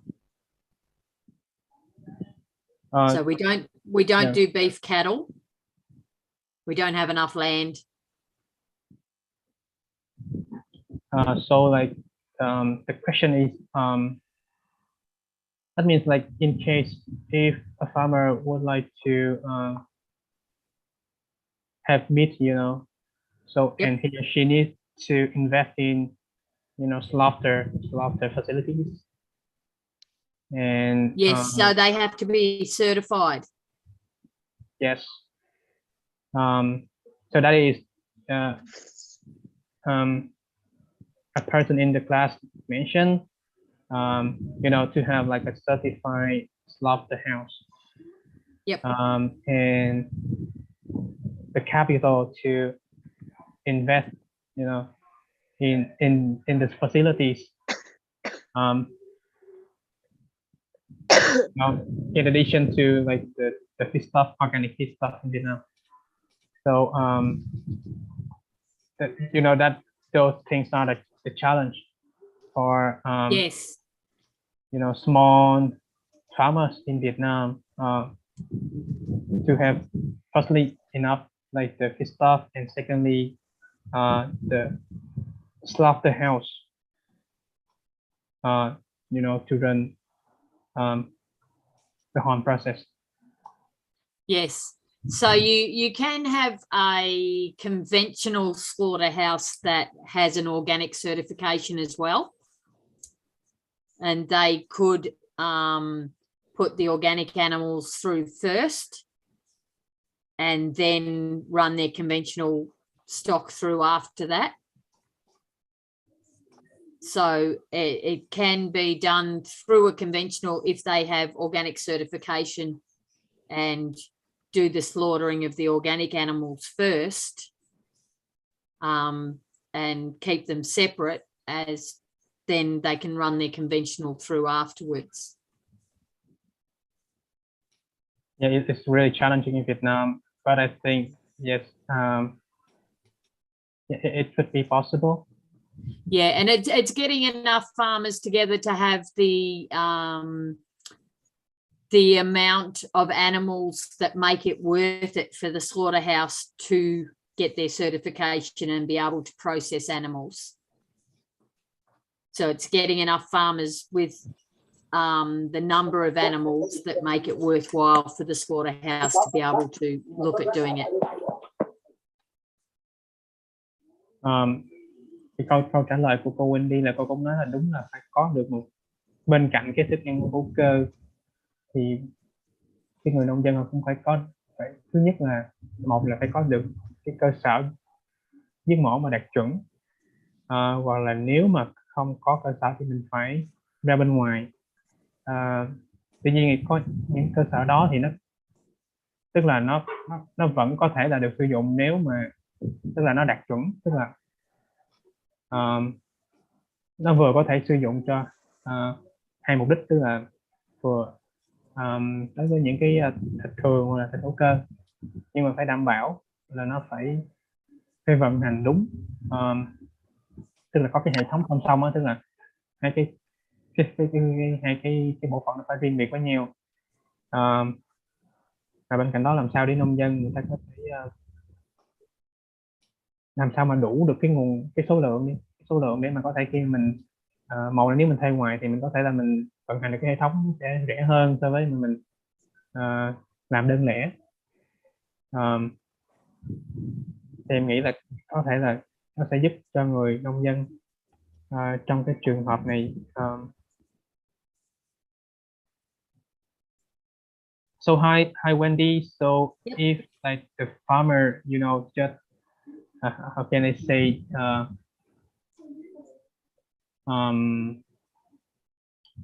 small facilities for slaughter, you know, what I mean is just small process. Do you think it would be possible, you know, with small budget, just to not really a big facility or big slaughterhouse? Yeah, well, it all depends where their market is too. If they've got somebody that really wants an organic product, then they may look at partnering with the farmers to get the facility because they want the end product. So it's not necessarily the farmer just trying to do everything themselves, but seeing if there's somebody that first of all wants their product and wants it certified organic to use as the end product, then they may come back to look at putting something in to be able to get that product certified all the way through. And I just wonder, like when you join the co-op, so so what are the benefits when you join the co-op? Can you share with us? So to begin with, when our milk co-op started, we actually didn't sell any milk organically because we kind of had a price level that we said, well, we won't sell our milk for under this as certified organic. And everybody said, well, we won't pay that. And then everybody wanted organic milk, so they ended up coming around and paying the price that we had asked. And yeah, that probably took 12, 18 months before that happened. They were just selling their milk conventionally, still farming organically and still certified organic, but their milk was just going to a conventional processor until the demand for organic milk grew. And then, of course, everybody wanted it, and they could sort of be a lot more picky about where their milk went and the price they were getting for it. So it's always, starting off is always the hard bit, and it's believing that your product is worth what you want. And I mean, you have to be realistic about it as well. But it's believing that your product is worth the money that you want for it. And of course, to do that, you need to have a good product and a very integral product. So a product that is very good, and also it's honest. It's an honest product. So yeah. So, and then it is looking for somebody that can partner, or a group of farmers that can get together and then, go to somebody and say, well, we have this much of whatever product it is, are you interested in helping us finance to, certify the slaughterhouse, or find the right butcher that can certify themselves and get that product from farm through to plate with a full certification. So, and we have a lot of farms that do a lot of selling straight from the farm. So you can also go about selling the animal for somebody else to process.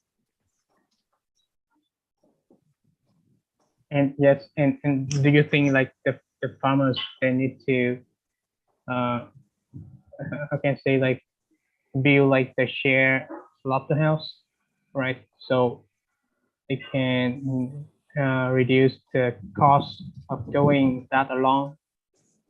And do you think so? The share cost? Yep, between the farmers, or but also to the end purchaser who wants to buy that product. So it can be a group of farmers that want to get together to, invest in a slaughterhouse, or it can be a group of farmers that want to sell their meat organically and approach either a processor or an end consumer that wants to work with them to get that product through the slaughterhouses. Ok. Ok, vậy em xin dịch cái nãy giờ cô Wendy có trao đổi. Thì cô cũng nói là nếu mà trường hợp mà mình chưa có một cái cơ sở mà để mình giết mổ đạt chuẩn thì một là mình sẽ thuê bên ngoài, nhưng mà đảm bảo là cái chỗ đó nó phải đạt chuẩn. Thì có thể cái chỗ đó nó vẫn có thể là chế biến thịt chưa phải là hữu cơ. Còn cái trường hợp thứ hai là mình phải tự xây dựng. Thì cái trường hợp này thì mình có thể là mình sẽ gọi là mình hợp tác với những nông dân khác, có thể là trong cái dạng hợp tác xã. Tuy nhiên á, thì nếu mà mình khi mà mình đã trước khi mà mình quyết định là mình xây được cái chỗ này á, thì chắc chắn là phải vốn rất là nhiều. Thì mình phải đảm bảo được là mình đã có thị trường rồi. Thị trường thì mình có thể sẽ đa dạng cái nguồn thị trường ra. Không chỉ là mình bán lẻ đi, mà mình có thể mình bán đối với nhà hàng, khách sạn, hoặc là mình bán những bán online. Mình phải đảm bảo là cái nguồn đầu ra là mình sẽ có, hoặc là mình đảm bảo là những người đó, những cái đơn vị đó đã có cái là họ có cái mong muốn đó rồi, tiếp xúc với mình rồi, bắt đầu mình nghĩ tới cái việc là xây một cái cơ sở. Và khi mà đã có được cái thị trường rồi, bắt đầu mình sẽ kêu gọi cái gọi vốn từ những cái thành viên, và cũng có thể mình sẽ nhờ những cái chương trình hỗ trợ. Thì em nghĩ chắc cô Nhung cũng sẽ biết được những cái chương trình như vậy. Nên mình có thể là mình có thể hỗ trợ từ những cái chính phủ hoặc là cái chính phủ, nên mình có thể là mình sẽ giảm bớt phần nào đó cái chi phí mình xây dựng cái cơ sở cái cơ sở này.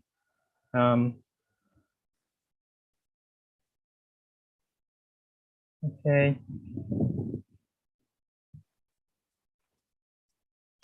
Okay, thank you. Thank you, Wendy.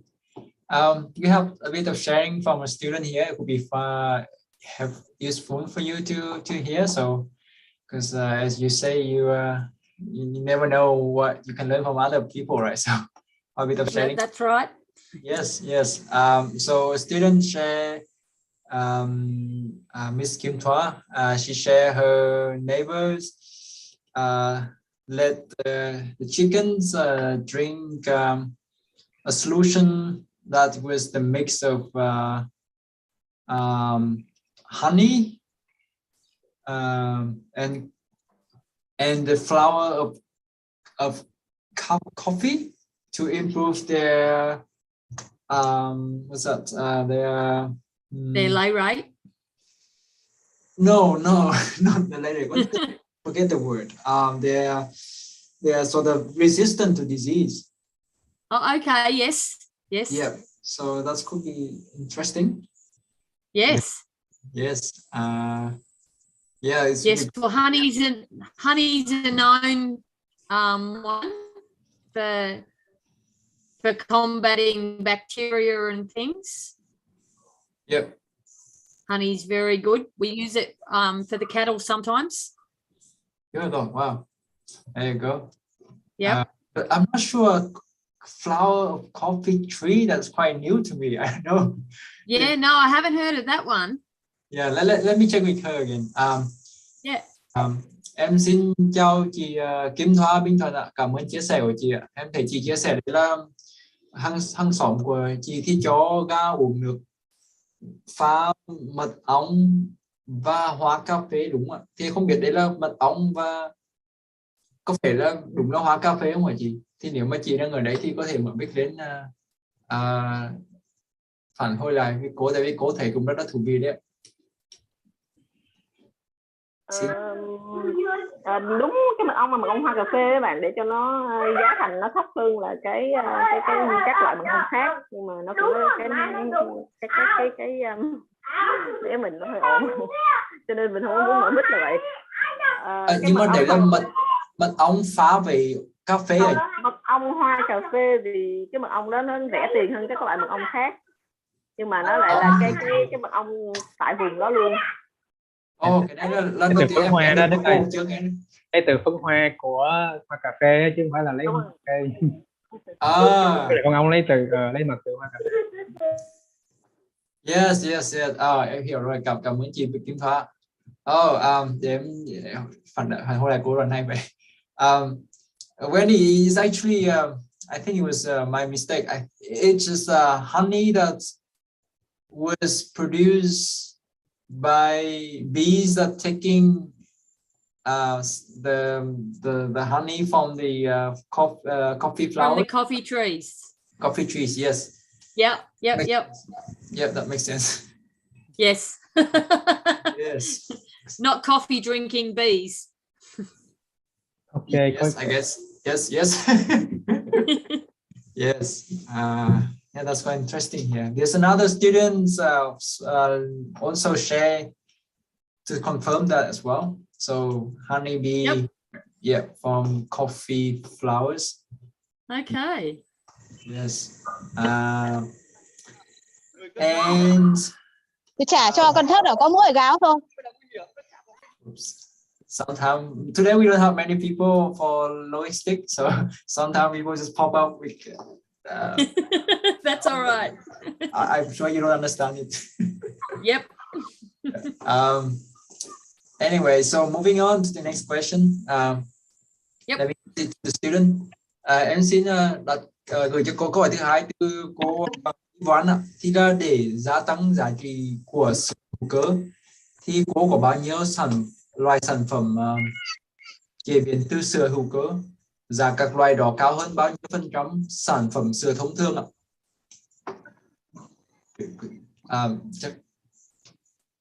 Chắc thì cuối anh ha.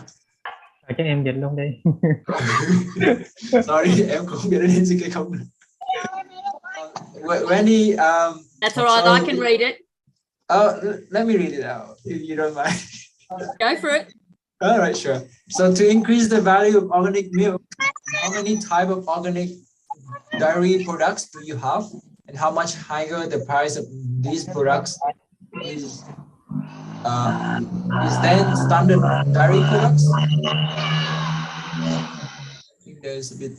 Okay, so at the minute, I don't personally produce any dairy products. Our milk goes off into a vat to a processor at the moment. But when we had the co-op, we were producing butter, both salted and unsalted butter, and hard cheeses. So we were cheddar, Parmesan, just trying to think.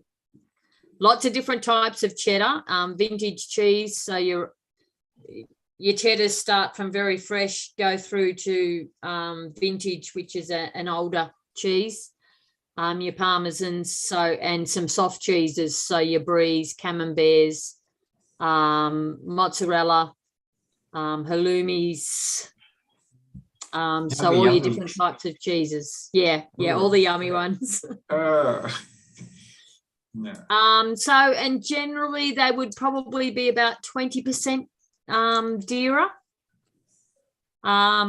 But you've also got to take into account, I guess, too, the fact that everything has to be certified all the way through the chain.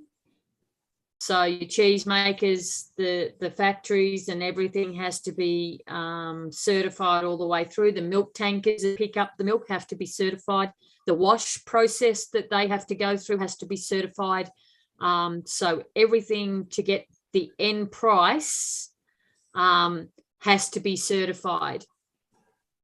So it's not just the milk to start with that has to be certified. Everything through the chain has to be looked at and certified all the way along.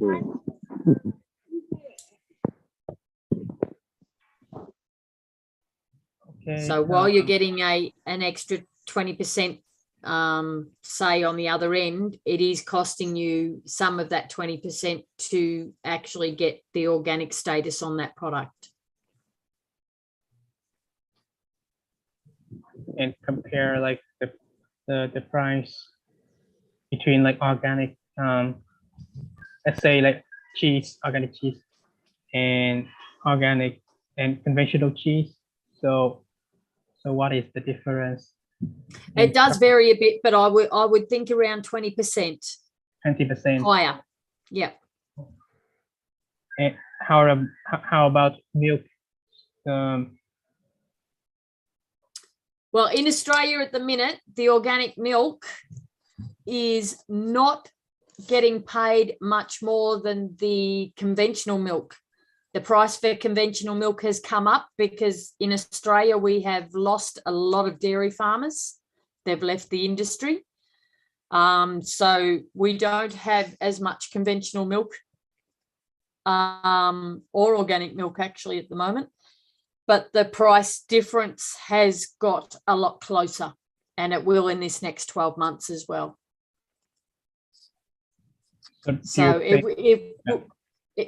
So it will be interesting to see how many organic farmers stay farming organically when the conventional milk price is so high. Yeah, I think it would be really, how can I say, not because of you are organic, so you have high price, right? But because not a lot of conventional farmers, so like the conventional milk will be high. So it's kind of, I think it's kind of the supply and the demand is not balanced. So that's why like the price of the conventional milk in Australia maybe catch up, might catch up like the organic. Yes. So yeah, yes. It's interesting to know in Australia.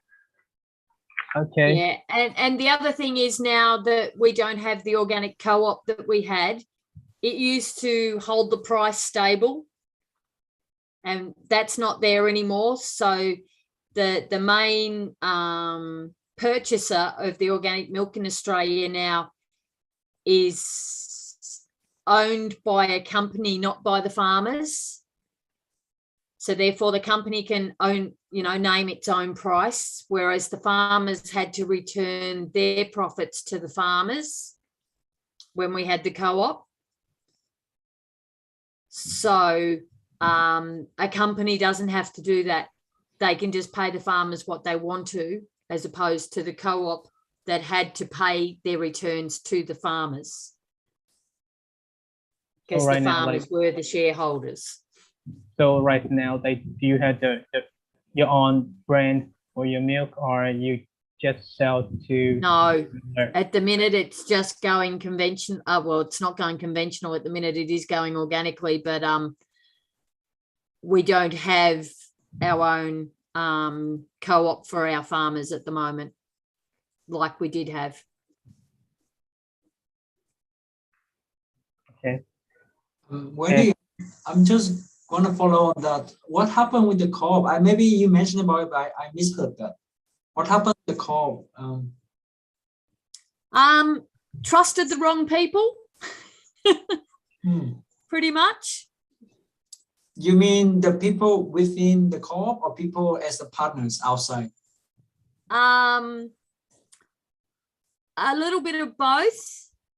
Okay. So people that we had within our co-op as advisors, and some of the partners that we joined with. So yeah, it was just the perfect storm, and yeah, it is what it is. But yeah, it's very sad that the farmers now aren't in control of their own milk. It's very important to know for this as well, because in Vietnam, to learn from your study, a case study. But So now, do you ever plan to build another co-op with other farmers? Well, we've been trying to work towards that, but the main problem is the farmers that are left that are still working together are all exhausted. and they just haven't got the drive at the minute to do what's needed. I see. So yeah, it was a lot of hard work for quite a couple of years to try and hold everything together, which in the end we couldn't do.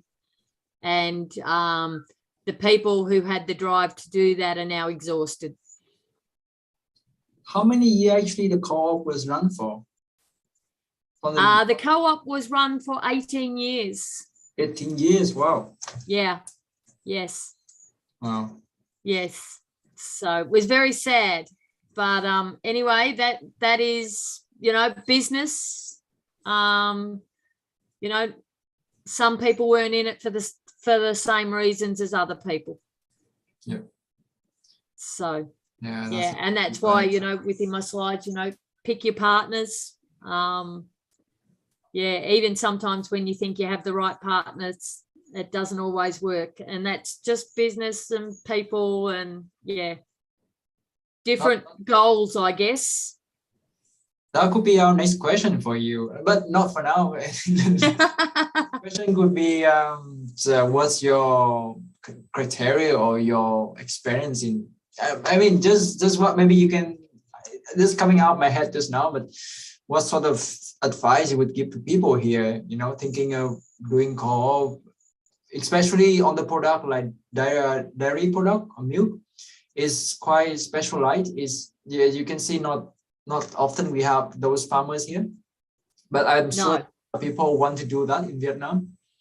Yeah. So. Yeah, and I mean, you have a very different land base as well. So, you don't, to you over there, I would think 300 acres would be a lot of land. Whereas over here, that's a very small farm. 300 acre would be 15 hectare. Yes. Sorry, so 100. Our farm is 116 hectares. Yep, which is considered over here very small.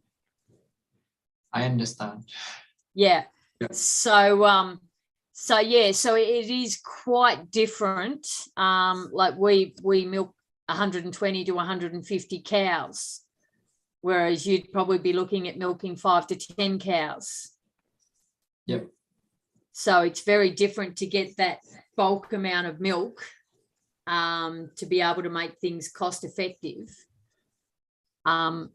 And I guess too, the resources like power and things like that to be able to process things would be very different over there, I would presume. Yeah.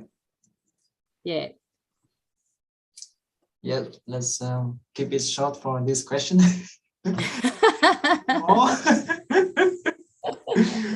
I think, I just want to clarify one more.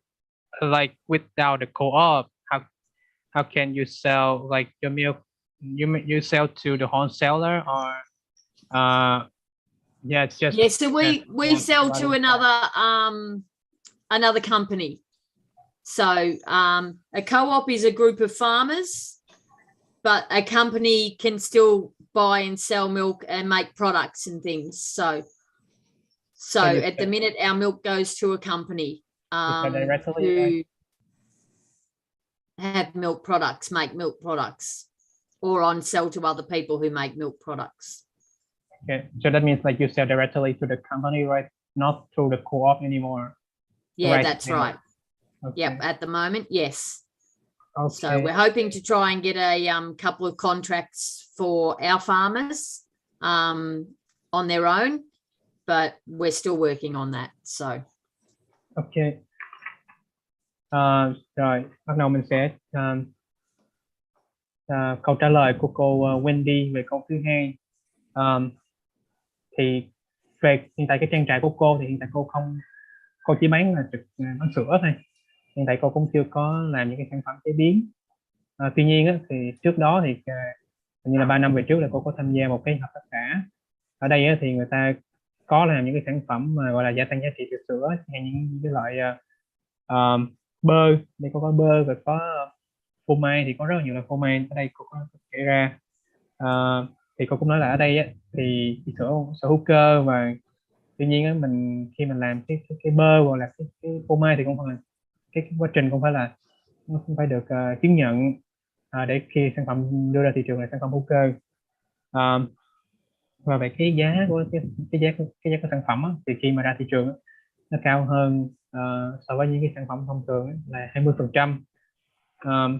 Thì có một cái điểm thú vị ở đây cô nói là về cái sữa. Cái sữa thì hiện tại cô nói là ở Úc á, thì cái số lượng nông dân mà người ta nuôi cái bò không phải hữu cơ thì nó bắt đầu nó giảm đi. Thì nó lại dẫn tới một cái hiện tượng là cái giá của cái sữa thông thường nó lại bắt đầu là nó gần như nó cao, cho nên nó nguồn cung nó thiếu. Nó lại bắt đầu cao gần bằng như sản phẩm sữa hữu cơ trên thị trường.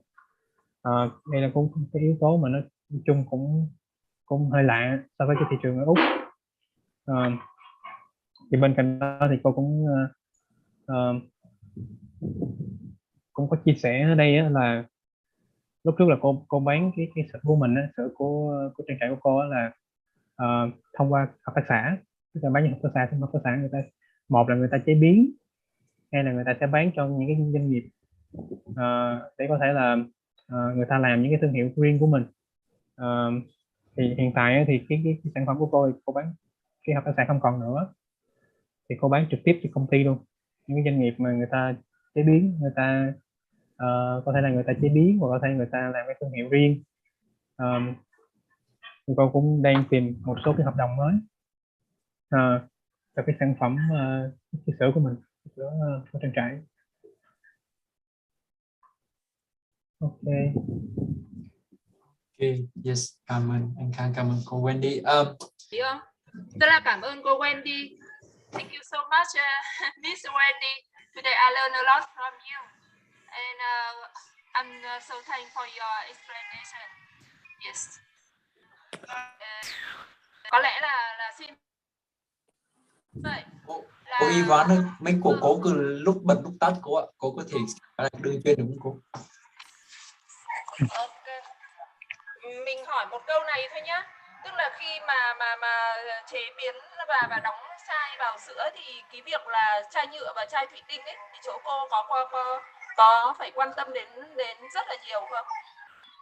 Vấn đề là ví dụ như là cô đóng chai sữa bằng chai nhựa hay chai thủy tinh ấy, thì cái vấn đề đấy có phải là cái vấn đề quan tâm của người làm sữa hữu cơ không? Ok.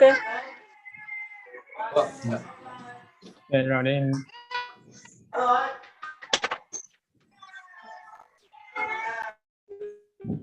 Hi Wendy. There's a question from the class.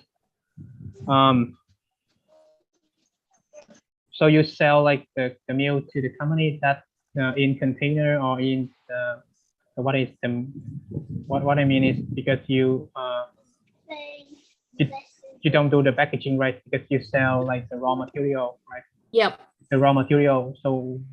So we have a truck that comes and picks up our 1 or 2 days worth of milk and takes it off to the factory to be processed. And do they need to make sure that like the material of the container is maybe it's not the what I mean is not some kind of material that may release chemicals. Do you know that, like the container? So their packaging and whatnot at the factory, well, it goes to different places. So some days it goes to the yogurt factory, other days it goes to the UHT factory, other days it goes to the cheese factory. So the milk goes to different places all the time, wherever it's needed. And like the products, what I mean is like with the milk and the yogurt here. So do they need to to contain in maybe in glass or? No, most of it is in plastic. So that is okay, right? Plastic is okay for organic milk, right? Yep. Yep. So I think it has to be PVC free, and so I'm not sure on exactly what the standards are for the plastic, but I think it has to be that it's it can't transfer any toxins to the product. Yeah. So that So there means will be a standard of plastic that has to be used. yeah. So that means like the material is free from PVC, right? Yeah. Okay. Dạ, chào cô Yvonne, thì cái câu trả lời của cô Wendy đó là hiện tại thì ở trang trại của cô Wendy á, thì cô không có chế biến, mà cô sẽ bán gọi là bán cái sản phẩm thô cho những cái doanh nghiệp. Thì từ đây cái sữa sẽ đi tới những cái nhà máy khác nhau, nhà máy làm sữa, nhà máy làm sữa chua, rồi nhà máy làm bơ, phô mai. Thì cô mới nói là ở đây người ta, tức là nếu mà làm được cái tức là cái bao bì có thể là vẫn là nhựa vẫn được, tuy nhiên cái sản phẩm này nó phải nó không có chất mà PVC. Thì cái PVC này nên tìm hiểu cái PVC là cái chất nếu mà như không có cái chất PVC, mà tức là mình có thể là mình search trên mạng có thể ra cái chữ PVC này. Em không biết là PVC là bê phở hay là bê bò. Bê phở đây là một cái chất gọi là polyvinyl chloride, tức là cái chất này gọi là một loại nhựa dẻo tổng hợp. Thì nó sẽ có những cái chẳng hạn như nếu mình xài trên mạng gọi là mình ghi PVC free, tức là nó sẽ có một cái loại vật liệu mà nó sẽ không có cái chất PVC này. Thì cái chất này nó có thể nó được tìm là nó có thể nó gây cái ngộ độc gì đó. Thì nếu mình vẫn sử dụng được cái vật liệu nhựa nhưng mà không có cái PVC này thôi, nó nhựa tổng hợp, đúng rồi, PVC là tổng hợp. Cảm ơn chị Phương. Và nếu mà có nhựa có thể tin được quá thì quá tốt. Tuy nhiên á, nếu mà nhìn hầu hết là ở siêu thị ở nước ngoài đi, chẳng hạn như lúc trước em cũng có đi siêu thị mua sữa về uống, thì hầu hết là sữa người ta để trong một là hộp giấy, hay là hộp nhựa, những cái hộp nhựa rất là lớn, và những hộp giấy. Hình như ít những cái thương hiệu nào mà người ta sử dụng hũ thủy tinh, người ta sử dụng cái giấy nhựa là tiên. Có thể là cái này nó sẽ kinh tế hơn so với là thủy tinh.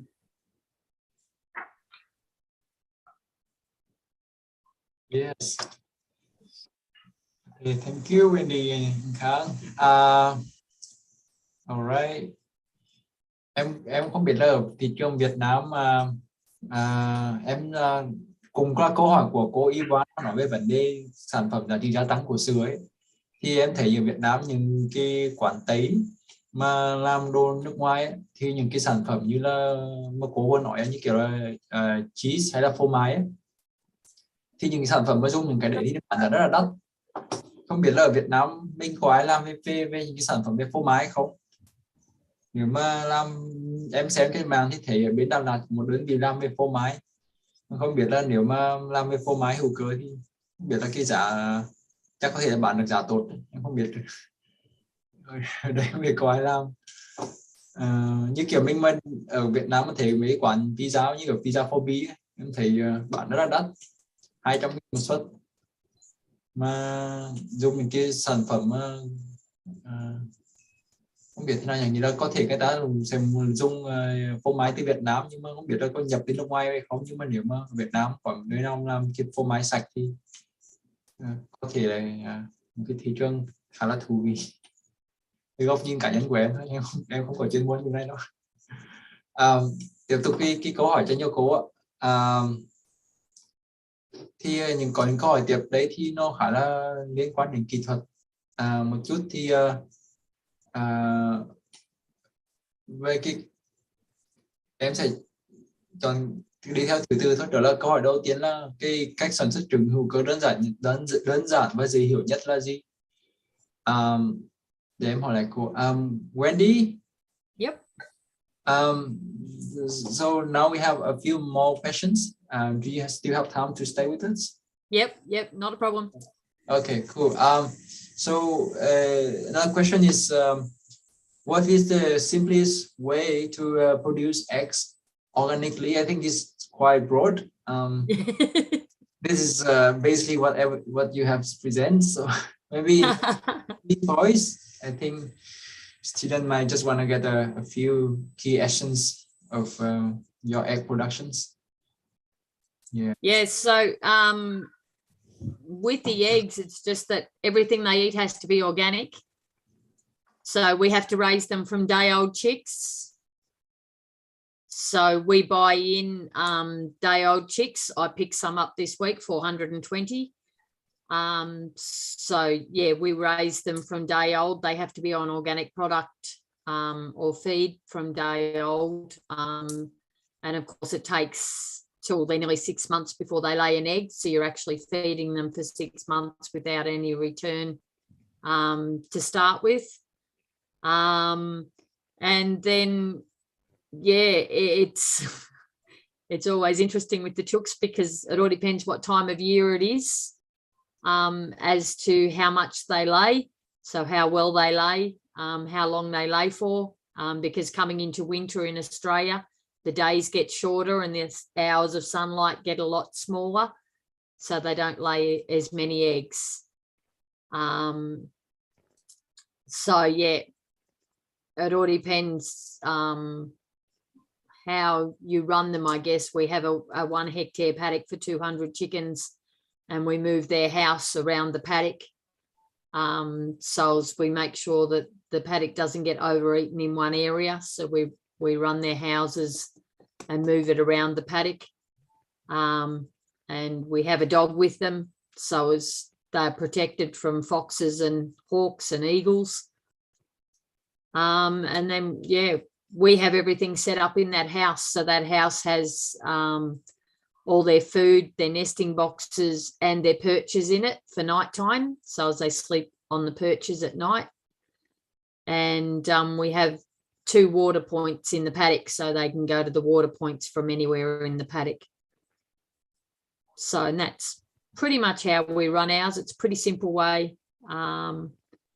But yeah, you do rely on nature a little bit and how that affects the chooks. So.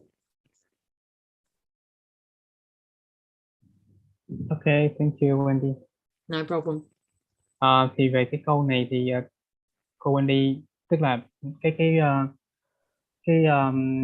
công việc của mình đầu tiên đó là mình sẽ giống như mình mua cái đàn này về, thường là giống như mình mua trứng đi, mình mua trứng thì mình ấp thì mình sẽ nuôi cái gà con là từ lúc nó mới nở ra là mình cho nó ăn thức ăn hữu cơ từ lúc đó cho tới khi mà 6 tháng sau là bắt đầu là nó sẽ cho trứng.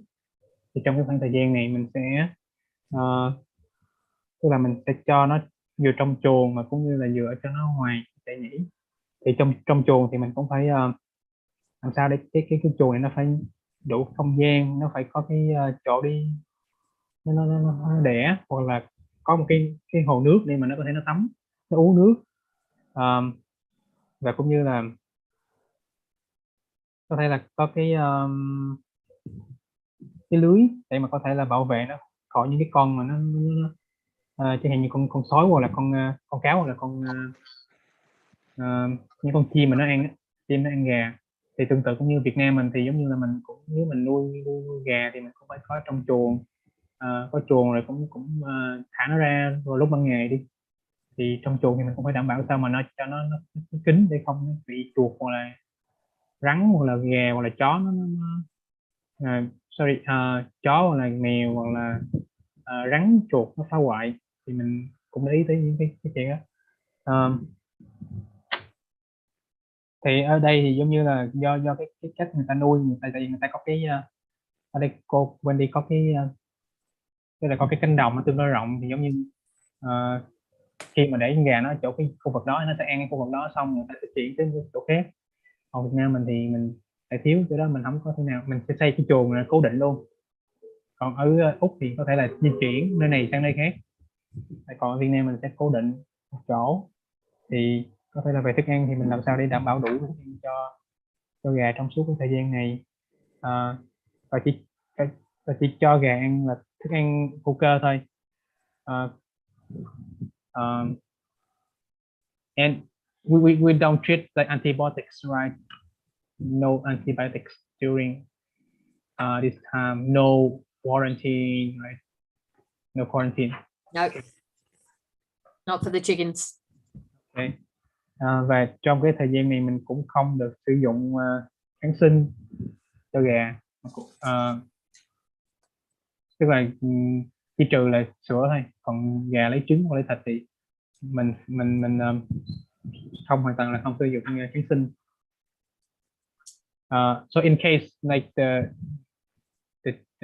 chooks, yes, I mean you mentioned like they can recover from a disease. So in that situation, we just take them away, or what should you do, or you raise them up conventionally, or the chickens, if you have to treat them with antibiotics or whatnot, is that what you're asking? So what I mean is, in the situation that even antibiotics, we like the sickness or the disease is very heavy, very severe, and they cannot recover, So in that situation, you will take them out of the herd, or and raise them conventionally. Yeah. What? Yeah. Usually, if we've got chooks that are down in the pasture that aren't well, we bring them home and we'll treat them or just feed them up on special feed. If they come good, great, they can go back down the paddock, but if they don't, then they get to go. So, but yeah, chooks aren't like cows where you notice one's off color and she's still fine. Chooks tend to be either coming or going. So yeah, you observe the color, right? The color of the color of the chooks to know like the status of health, right? Yeah, usually you can, they're a bit like the cows. If she's not running around and, chasing her bugs and whatnot, she's just sitting there. And if you can catch her, then she's not well. Yep. So, and we would take her home. Thì trong cái trường hợp của cô Wendy thì chẳng hạn như nếu mà trường hợp là con gà nó bị bệnh thì nó có thể là cô tách cái đàn nó ra, bắt đầu cô sẽ đem về nhà, chẳng hạn như cô cho nó ngoài chuồng đi, nhưng mà thay vì để ngoài chuồng thì cô đem nó về nhà, cô sẽ cho nó cái chế độ ăn nó đặc biệt hơn. Nếu mà nó bình thường trở lại thì bắt đầu sẽ thả lại chuồng, còn nếu mà không có thì cô sẽ có cách khác, chẳng hạn có thể như thế nào đó thì cô cũng so in the case, as you said that like they get to go, that means you what do you do in that situation? So they will pass they will die and you will use them for compost, right? Yeah, pretty much. Yeah. Thì nếu mà trường hợp mà những con gà đó mà nó không khỏi bệnh nó nặng quá thì có thể là cô sử dụng để làm phân ủ. Okay. Rồi chắc mình đi qua câu cuối luôn đi Đức ơi. Yes. Oh, thank you anh. Cô Wendy. Em sang câu cuối cùng ạ. Đó là trang trại nuôi bò hữu cơ của cô có ủ lên men vi sinh thức ăn, cỏ hoặc là rơm cho vật mùa đông không? Nếu có kinh nghiệm ủ thức ăn hiệu quả nó như thế nào ạ? Wendy, there is another question. Yep. Does your organic cow farm incubate microbial feed for livestock in winter? Yep. If yes, how to incubate effectively? I'm not sure why the questions had to be specific about the season, but just be aware that we have a different timing for winter in Vietnam and Australia. Yes. So basically they're asking if we can serve fodder for when we don't have it. So Yeah, I think the question is, during the winter, do you need to inoculate, the feed with bacteria? So you just need to use like the raw grass, or do you need to inoculate them with bacteria to ferment, ferment the feed, and then Yes, so we make silage, which is cut grass that's wrapped up in a bale and then covered so as it cooks, basically. And that's what we feed over the winter months, so either hay or silage. So hay is just the cut grass that's dried and then baled. And the silage is the cut grass that's left green or greener, it's just wilted, and it quite often gets sprayed with a microbial spray, and then it's wrapped up so as it cooks and ferments. And that's our main fodder source for when we don't have grass as much as we need. So can you share what is the reason why you have to spray the microbial on the green grass? Yep, so a lot of time it's just to help it ferment and just to have the right microbes for the fermentation process in the silage. So you don't have to, they just, we haven't used any this year. Last year we did, but we haven't found that much of a difference.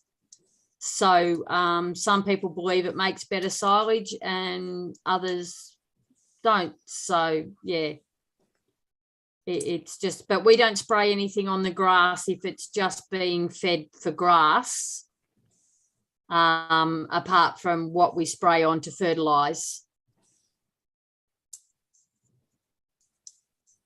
So we do feed the microbes with our foliar sprays, which we put out twice a year. We put that out in the start of spring and the start of autumn. So Peter will spray probably, I think we've got some compost going on in another week or so. And Peter will do a foliar spray with microbial feed after that compost and dolomite has gone out on the paddocks. So what I understand is that you don't need to spray the microbial on the grass after they cut, but instead you spray during on the lane, right? And you just need to cut them and then bring them home and then feed the livestock, the cow. You still need to ferment them, right? It's still important to ferment them, right? Yeah, so we do ferment some silage when it's excess in spring to save for winter when we don't have as much grass. But most of our microbial spray goes on our grass for the microbes to feed the grass and actually grow grass, not necessarily to conserve it. So the wrapping of the silage bales, the airtight, is what incubates the silage.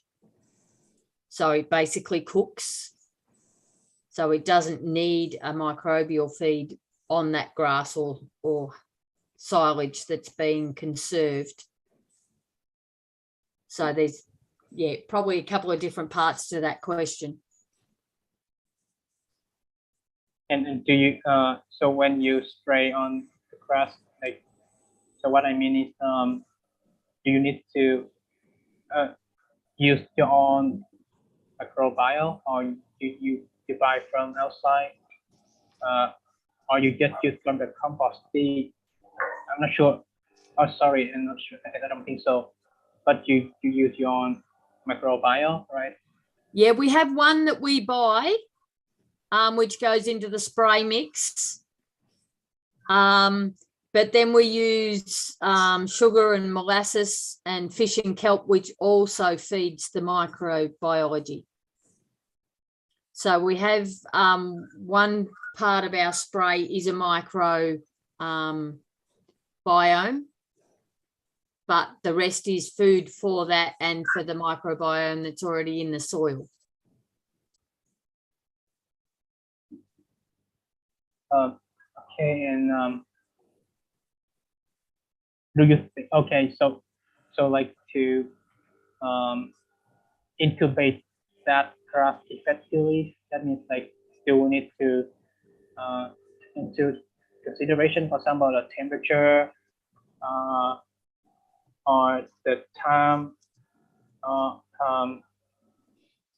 the water, the amount of water inside. So any recommendations? Yeah, with the silage, which is the one that gets incubated, so it's cut and wilted, and so it still has a little bit of green about it when it's wrapped up, and because of that moisture content in there, when it's airtight, it heats. So the microbiology within the hay or the silage, the grass that's naturally there, it reproduces by eating the grass and things, and produces heat, which then cooks the grass. So it naturally cooks or ferments in the airtight wrapping. And we should not turn like this the silage right during that time. We just leave it. Well, ours is you either put it in a stack and cover it with black plastic or whatever and make it airtight, or you wrap the bales individually. So our silage bales at the minute, we wrap them individually. So each bale is rolled up and it's what 4 foot by 5 foot, and it's individually wrapped. So each bale has its own wrapping and is airtight.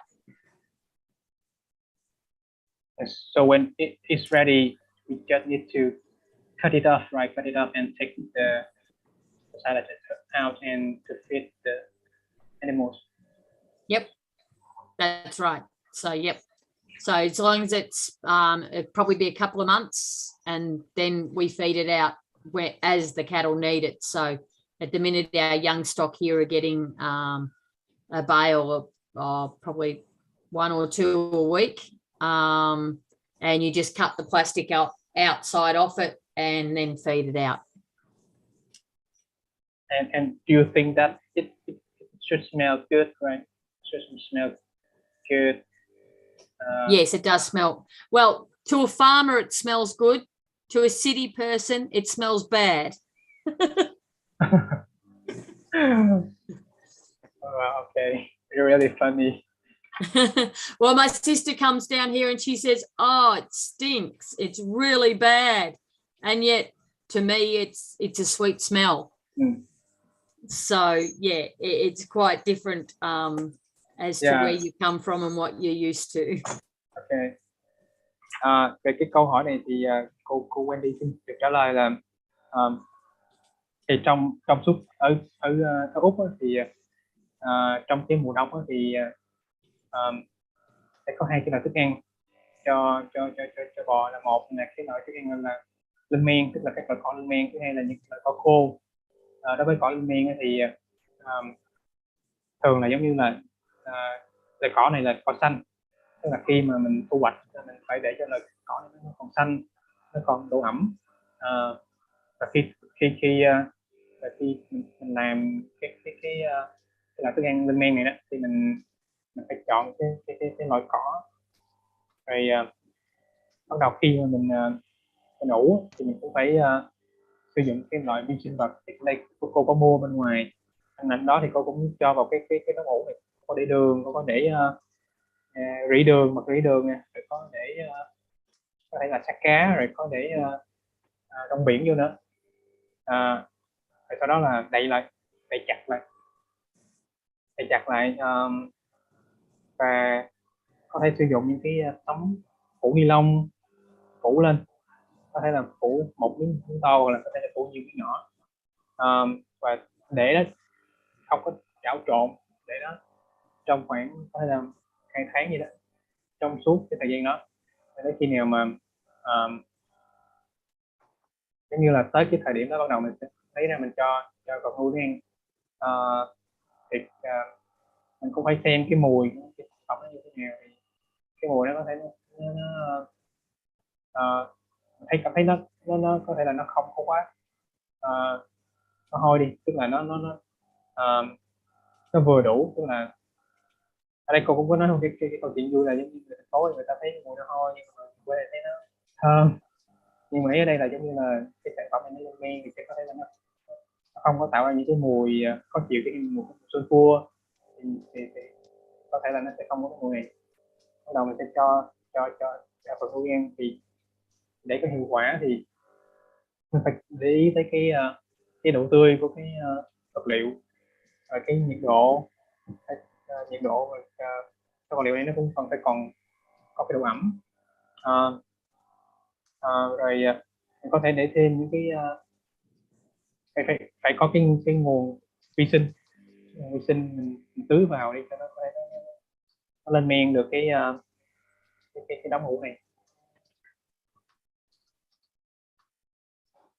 Okay, thank you, Wendy.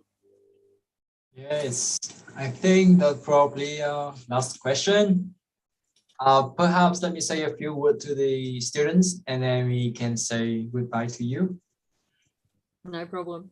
Otherwise, we say goodbye to you and everyone's just gonna leave.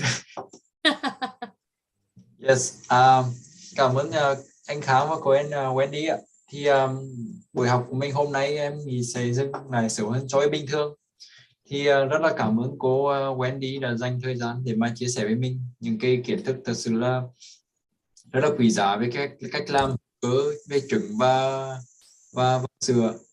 Thì và cô cùng chia sẻ cô cùng chia sẻ những cái khó khăn của cô trong cái chuyện làm hữu cơ này, như cái việc mà trứng khi mà gặp thời điểm về khó khăn với mùa màng cũng không có đủ để bán, hay là câu chuyện mà cái hợp tác xã của cô làm với những người nông dân khác sau 18 năm thì đã gặp khó khăn rồi phải dừng lại, nên bây giờ cô đang cố gắng nỗ lực để mà xây dựng lại một cái hợp tác xã khác. Thì là những câu chuyện khó khăn mà cô đã trải qua và cũng đang cố gắng vượt qua. Thì em nghĩ chắc là một số anh chị hay là mong là các anh chị trong này có thể rút ra được những cái bài học quý giá từ cô về cách làm hay là cách ứng phó với những cái khó khăn trong cái chuyện làm hữu cơ, đặc biệt với những sản phẩm khó khá là đặc thù như là trứng hoặc là sữa. Thì em không biết là thầy Kiên có muốn nói hay là anh Khang muốn nói gì không, nhưng mà anh Khang hôm nay dịch cứ thứ sáu được nghe anh Khang dịch là thể sướng. Yes, để em xin phép nói với cô mấy lời ạ. Thì thank you Wendy. My pleasure. It was such an insightful talk from you, not only about technical aspect but also the way you overcome your challenges. And I don't like the word inspiring, but it is sort of like, you know, cliche word, but it is, because the way you go through your challenges and the way you choose, despite of all of these obstacles, to continue your organic farming. And one thing I really like from you is that you share the lesson that you learn from everyone, not just the famous people or well-known people. I think it's very important for us to get that from. Yeah, so thank you so much, and Mr. Kang for excellent translation. I'm only here on Friday, so I always enjoy his translation. So yes, cảm ơn Đức. Yes, perhaps Dr. Kian want to say something as well. Yeah. Okay, thank you, Đức and Khang, for very excellent chair session and translation. And thank you, Wendy, for your very inspiring sharing lessons from your farm and your business and your work on organic dairy, chicken, food, and integrated farming system. That very you provided lots of good information to our participants from Vietnam. I think we learned a lot, and we hope our participants will take message into their action, into their decision to manage their farm and to transform from a conventional to organic farming confidently and successfully. Thank you so much, and again, I hope to see you in Gippsland, maybe this June or over Christmas. Thank you. Oh, that would be great. Yeah. I would love to join too. It would be fun to see you in person. Yes, would be great. I'm in Lismore at the moment. So. Very good. Okay, Thank cảm you, ơn. Wendy. I really enjoyed today. Cảm ơn tất cả các bạn. Xin cảm ơn cô Wendy hôm nay. Bài giảng rất là thú vị, rất là tuyệt vời. Tôi thì đang ngồi giữa ngoài cũng gần biển, cho nên là dự lớp ở toàn là ở ngoài đồng ở ruộng không. Em cũng muốn được đi chơi mà vừa đi chơi vừa giảng lớp. Anh Khang, em vừa đi nhổ cỏ từ ngoài đồng về. Okay, thank you, Wendy. All the best and good night. You say anything to our participants? Thank you everybody for coming and share your knowledge with each other, because you've all got a lot more knowledge than you know.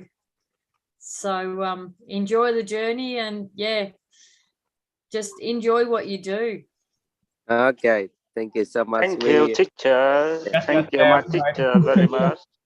Thank Ở you. bên thầy tối hả thầy? Dạ. Lớp anh cũng bên đây cỏ Đức ơi.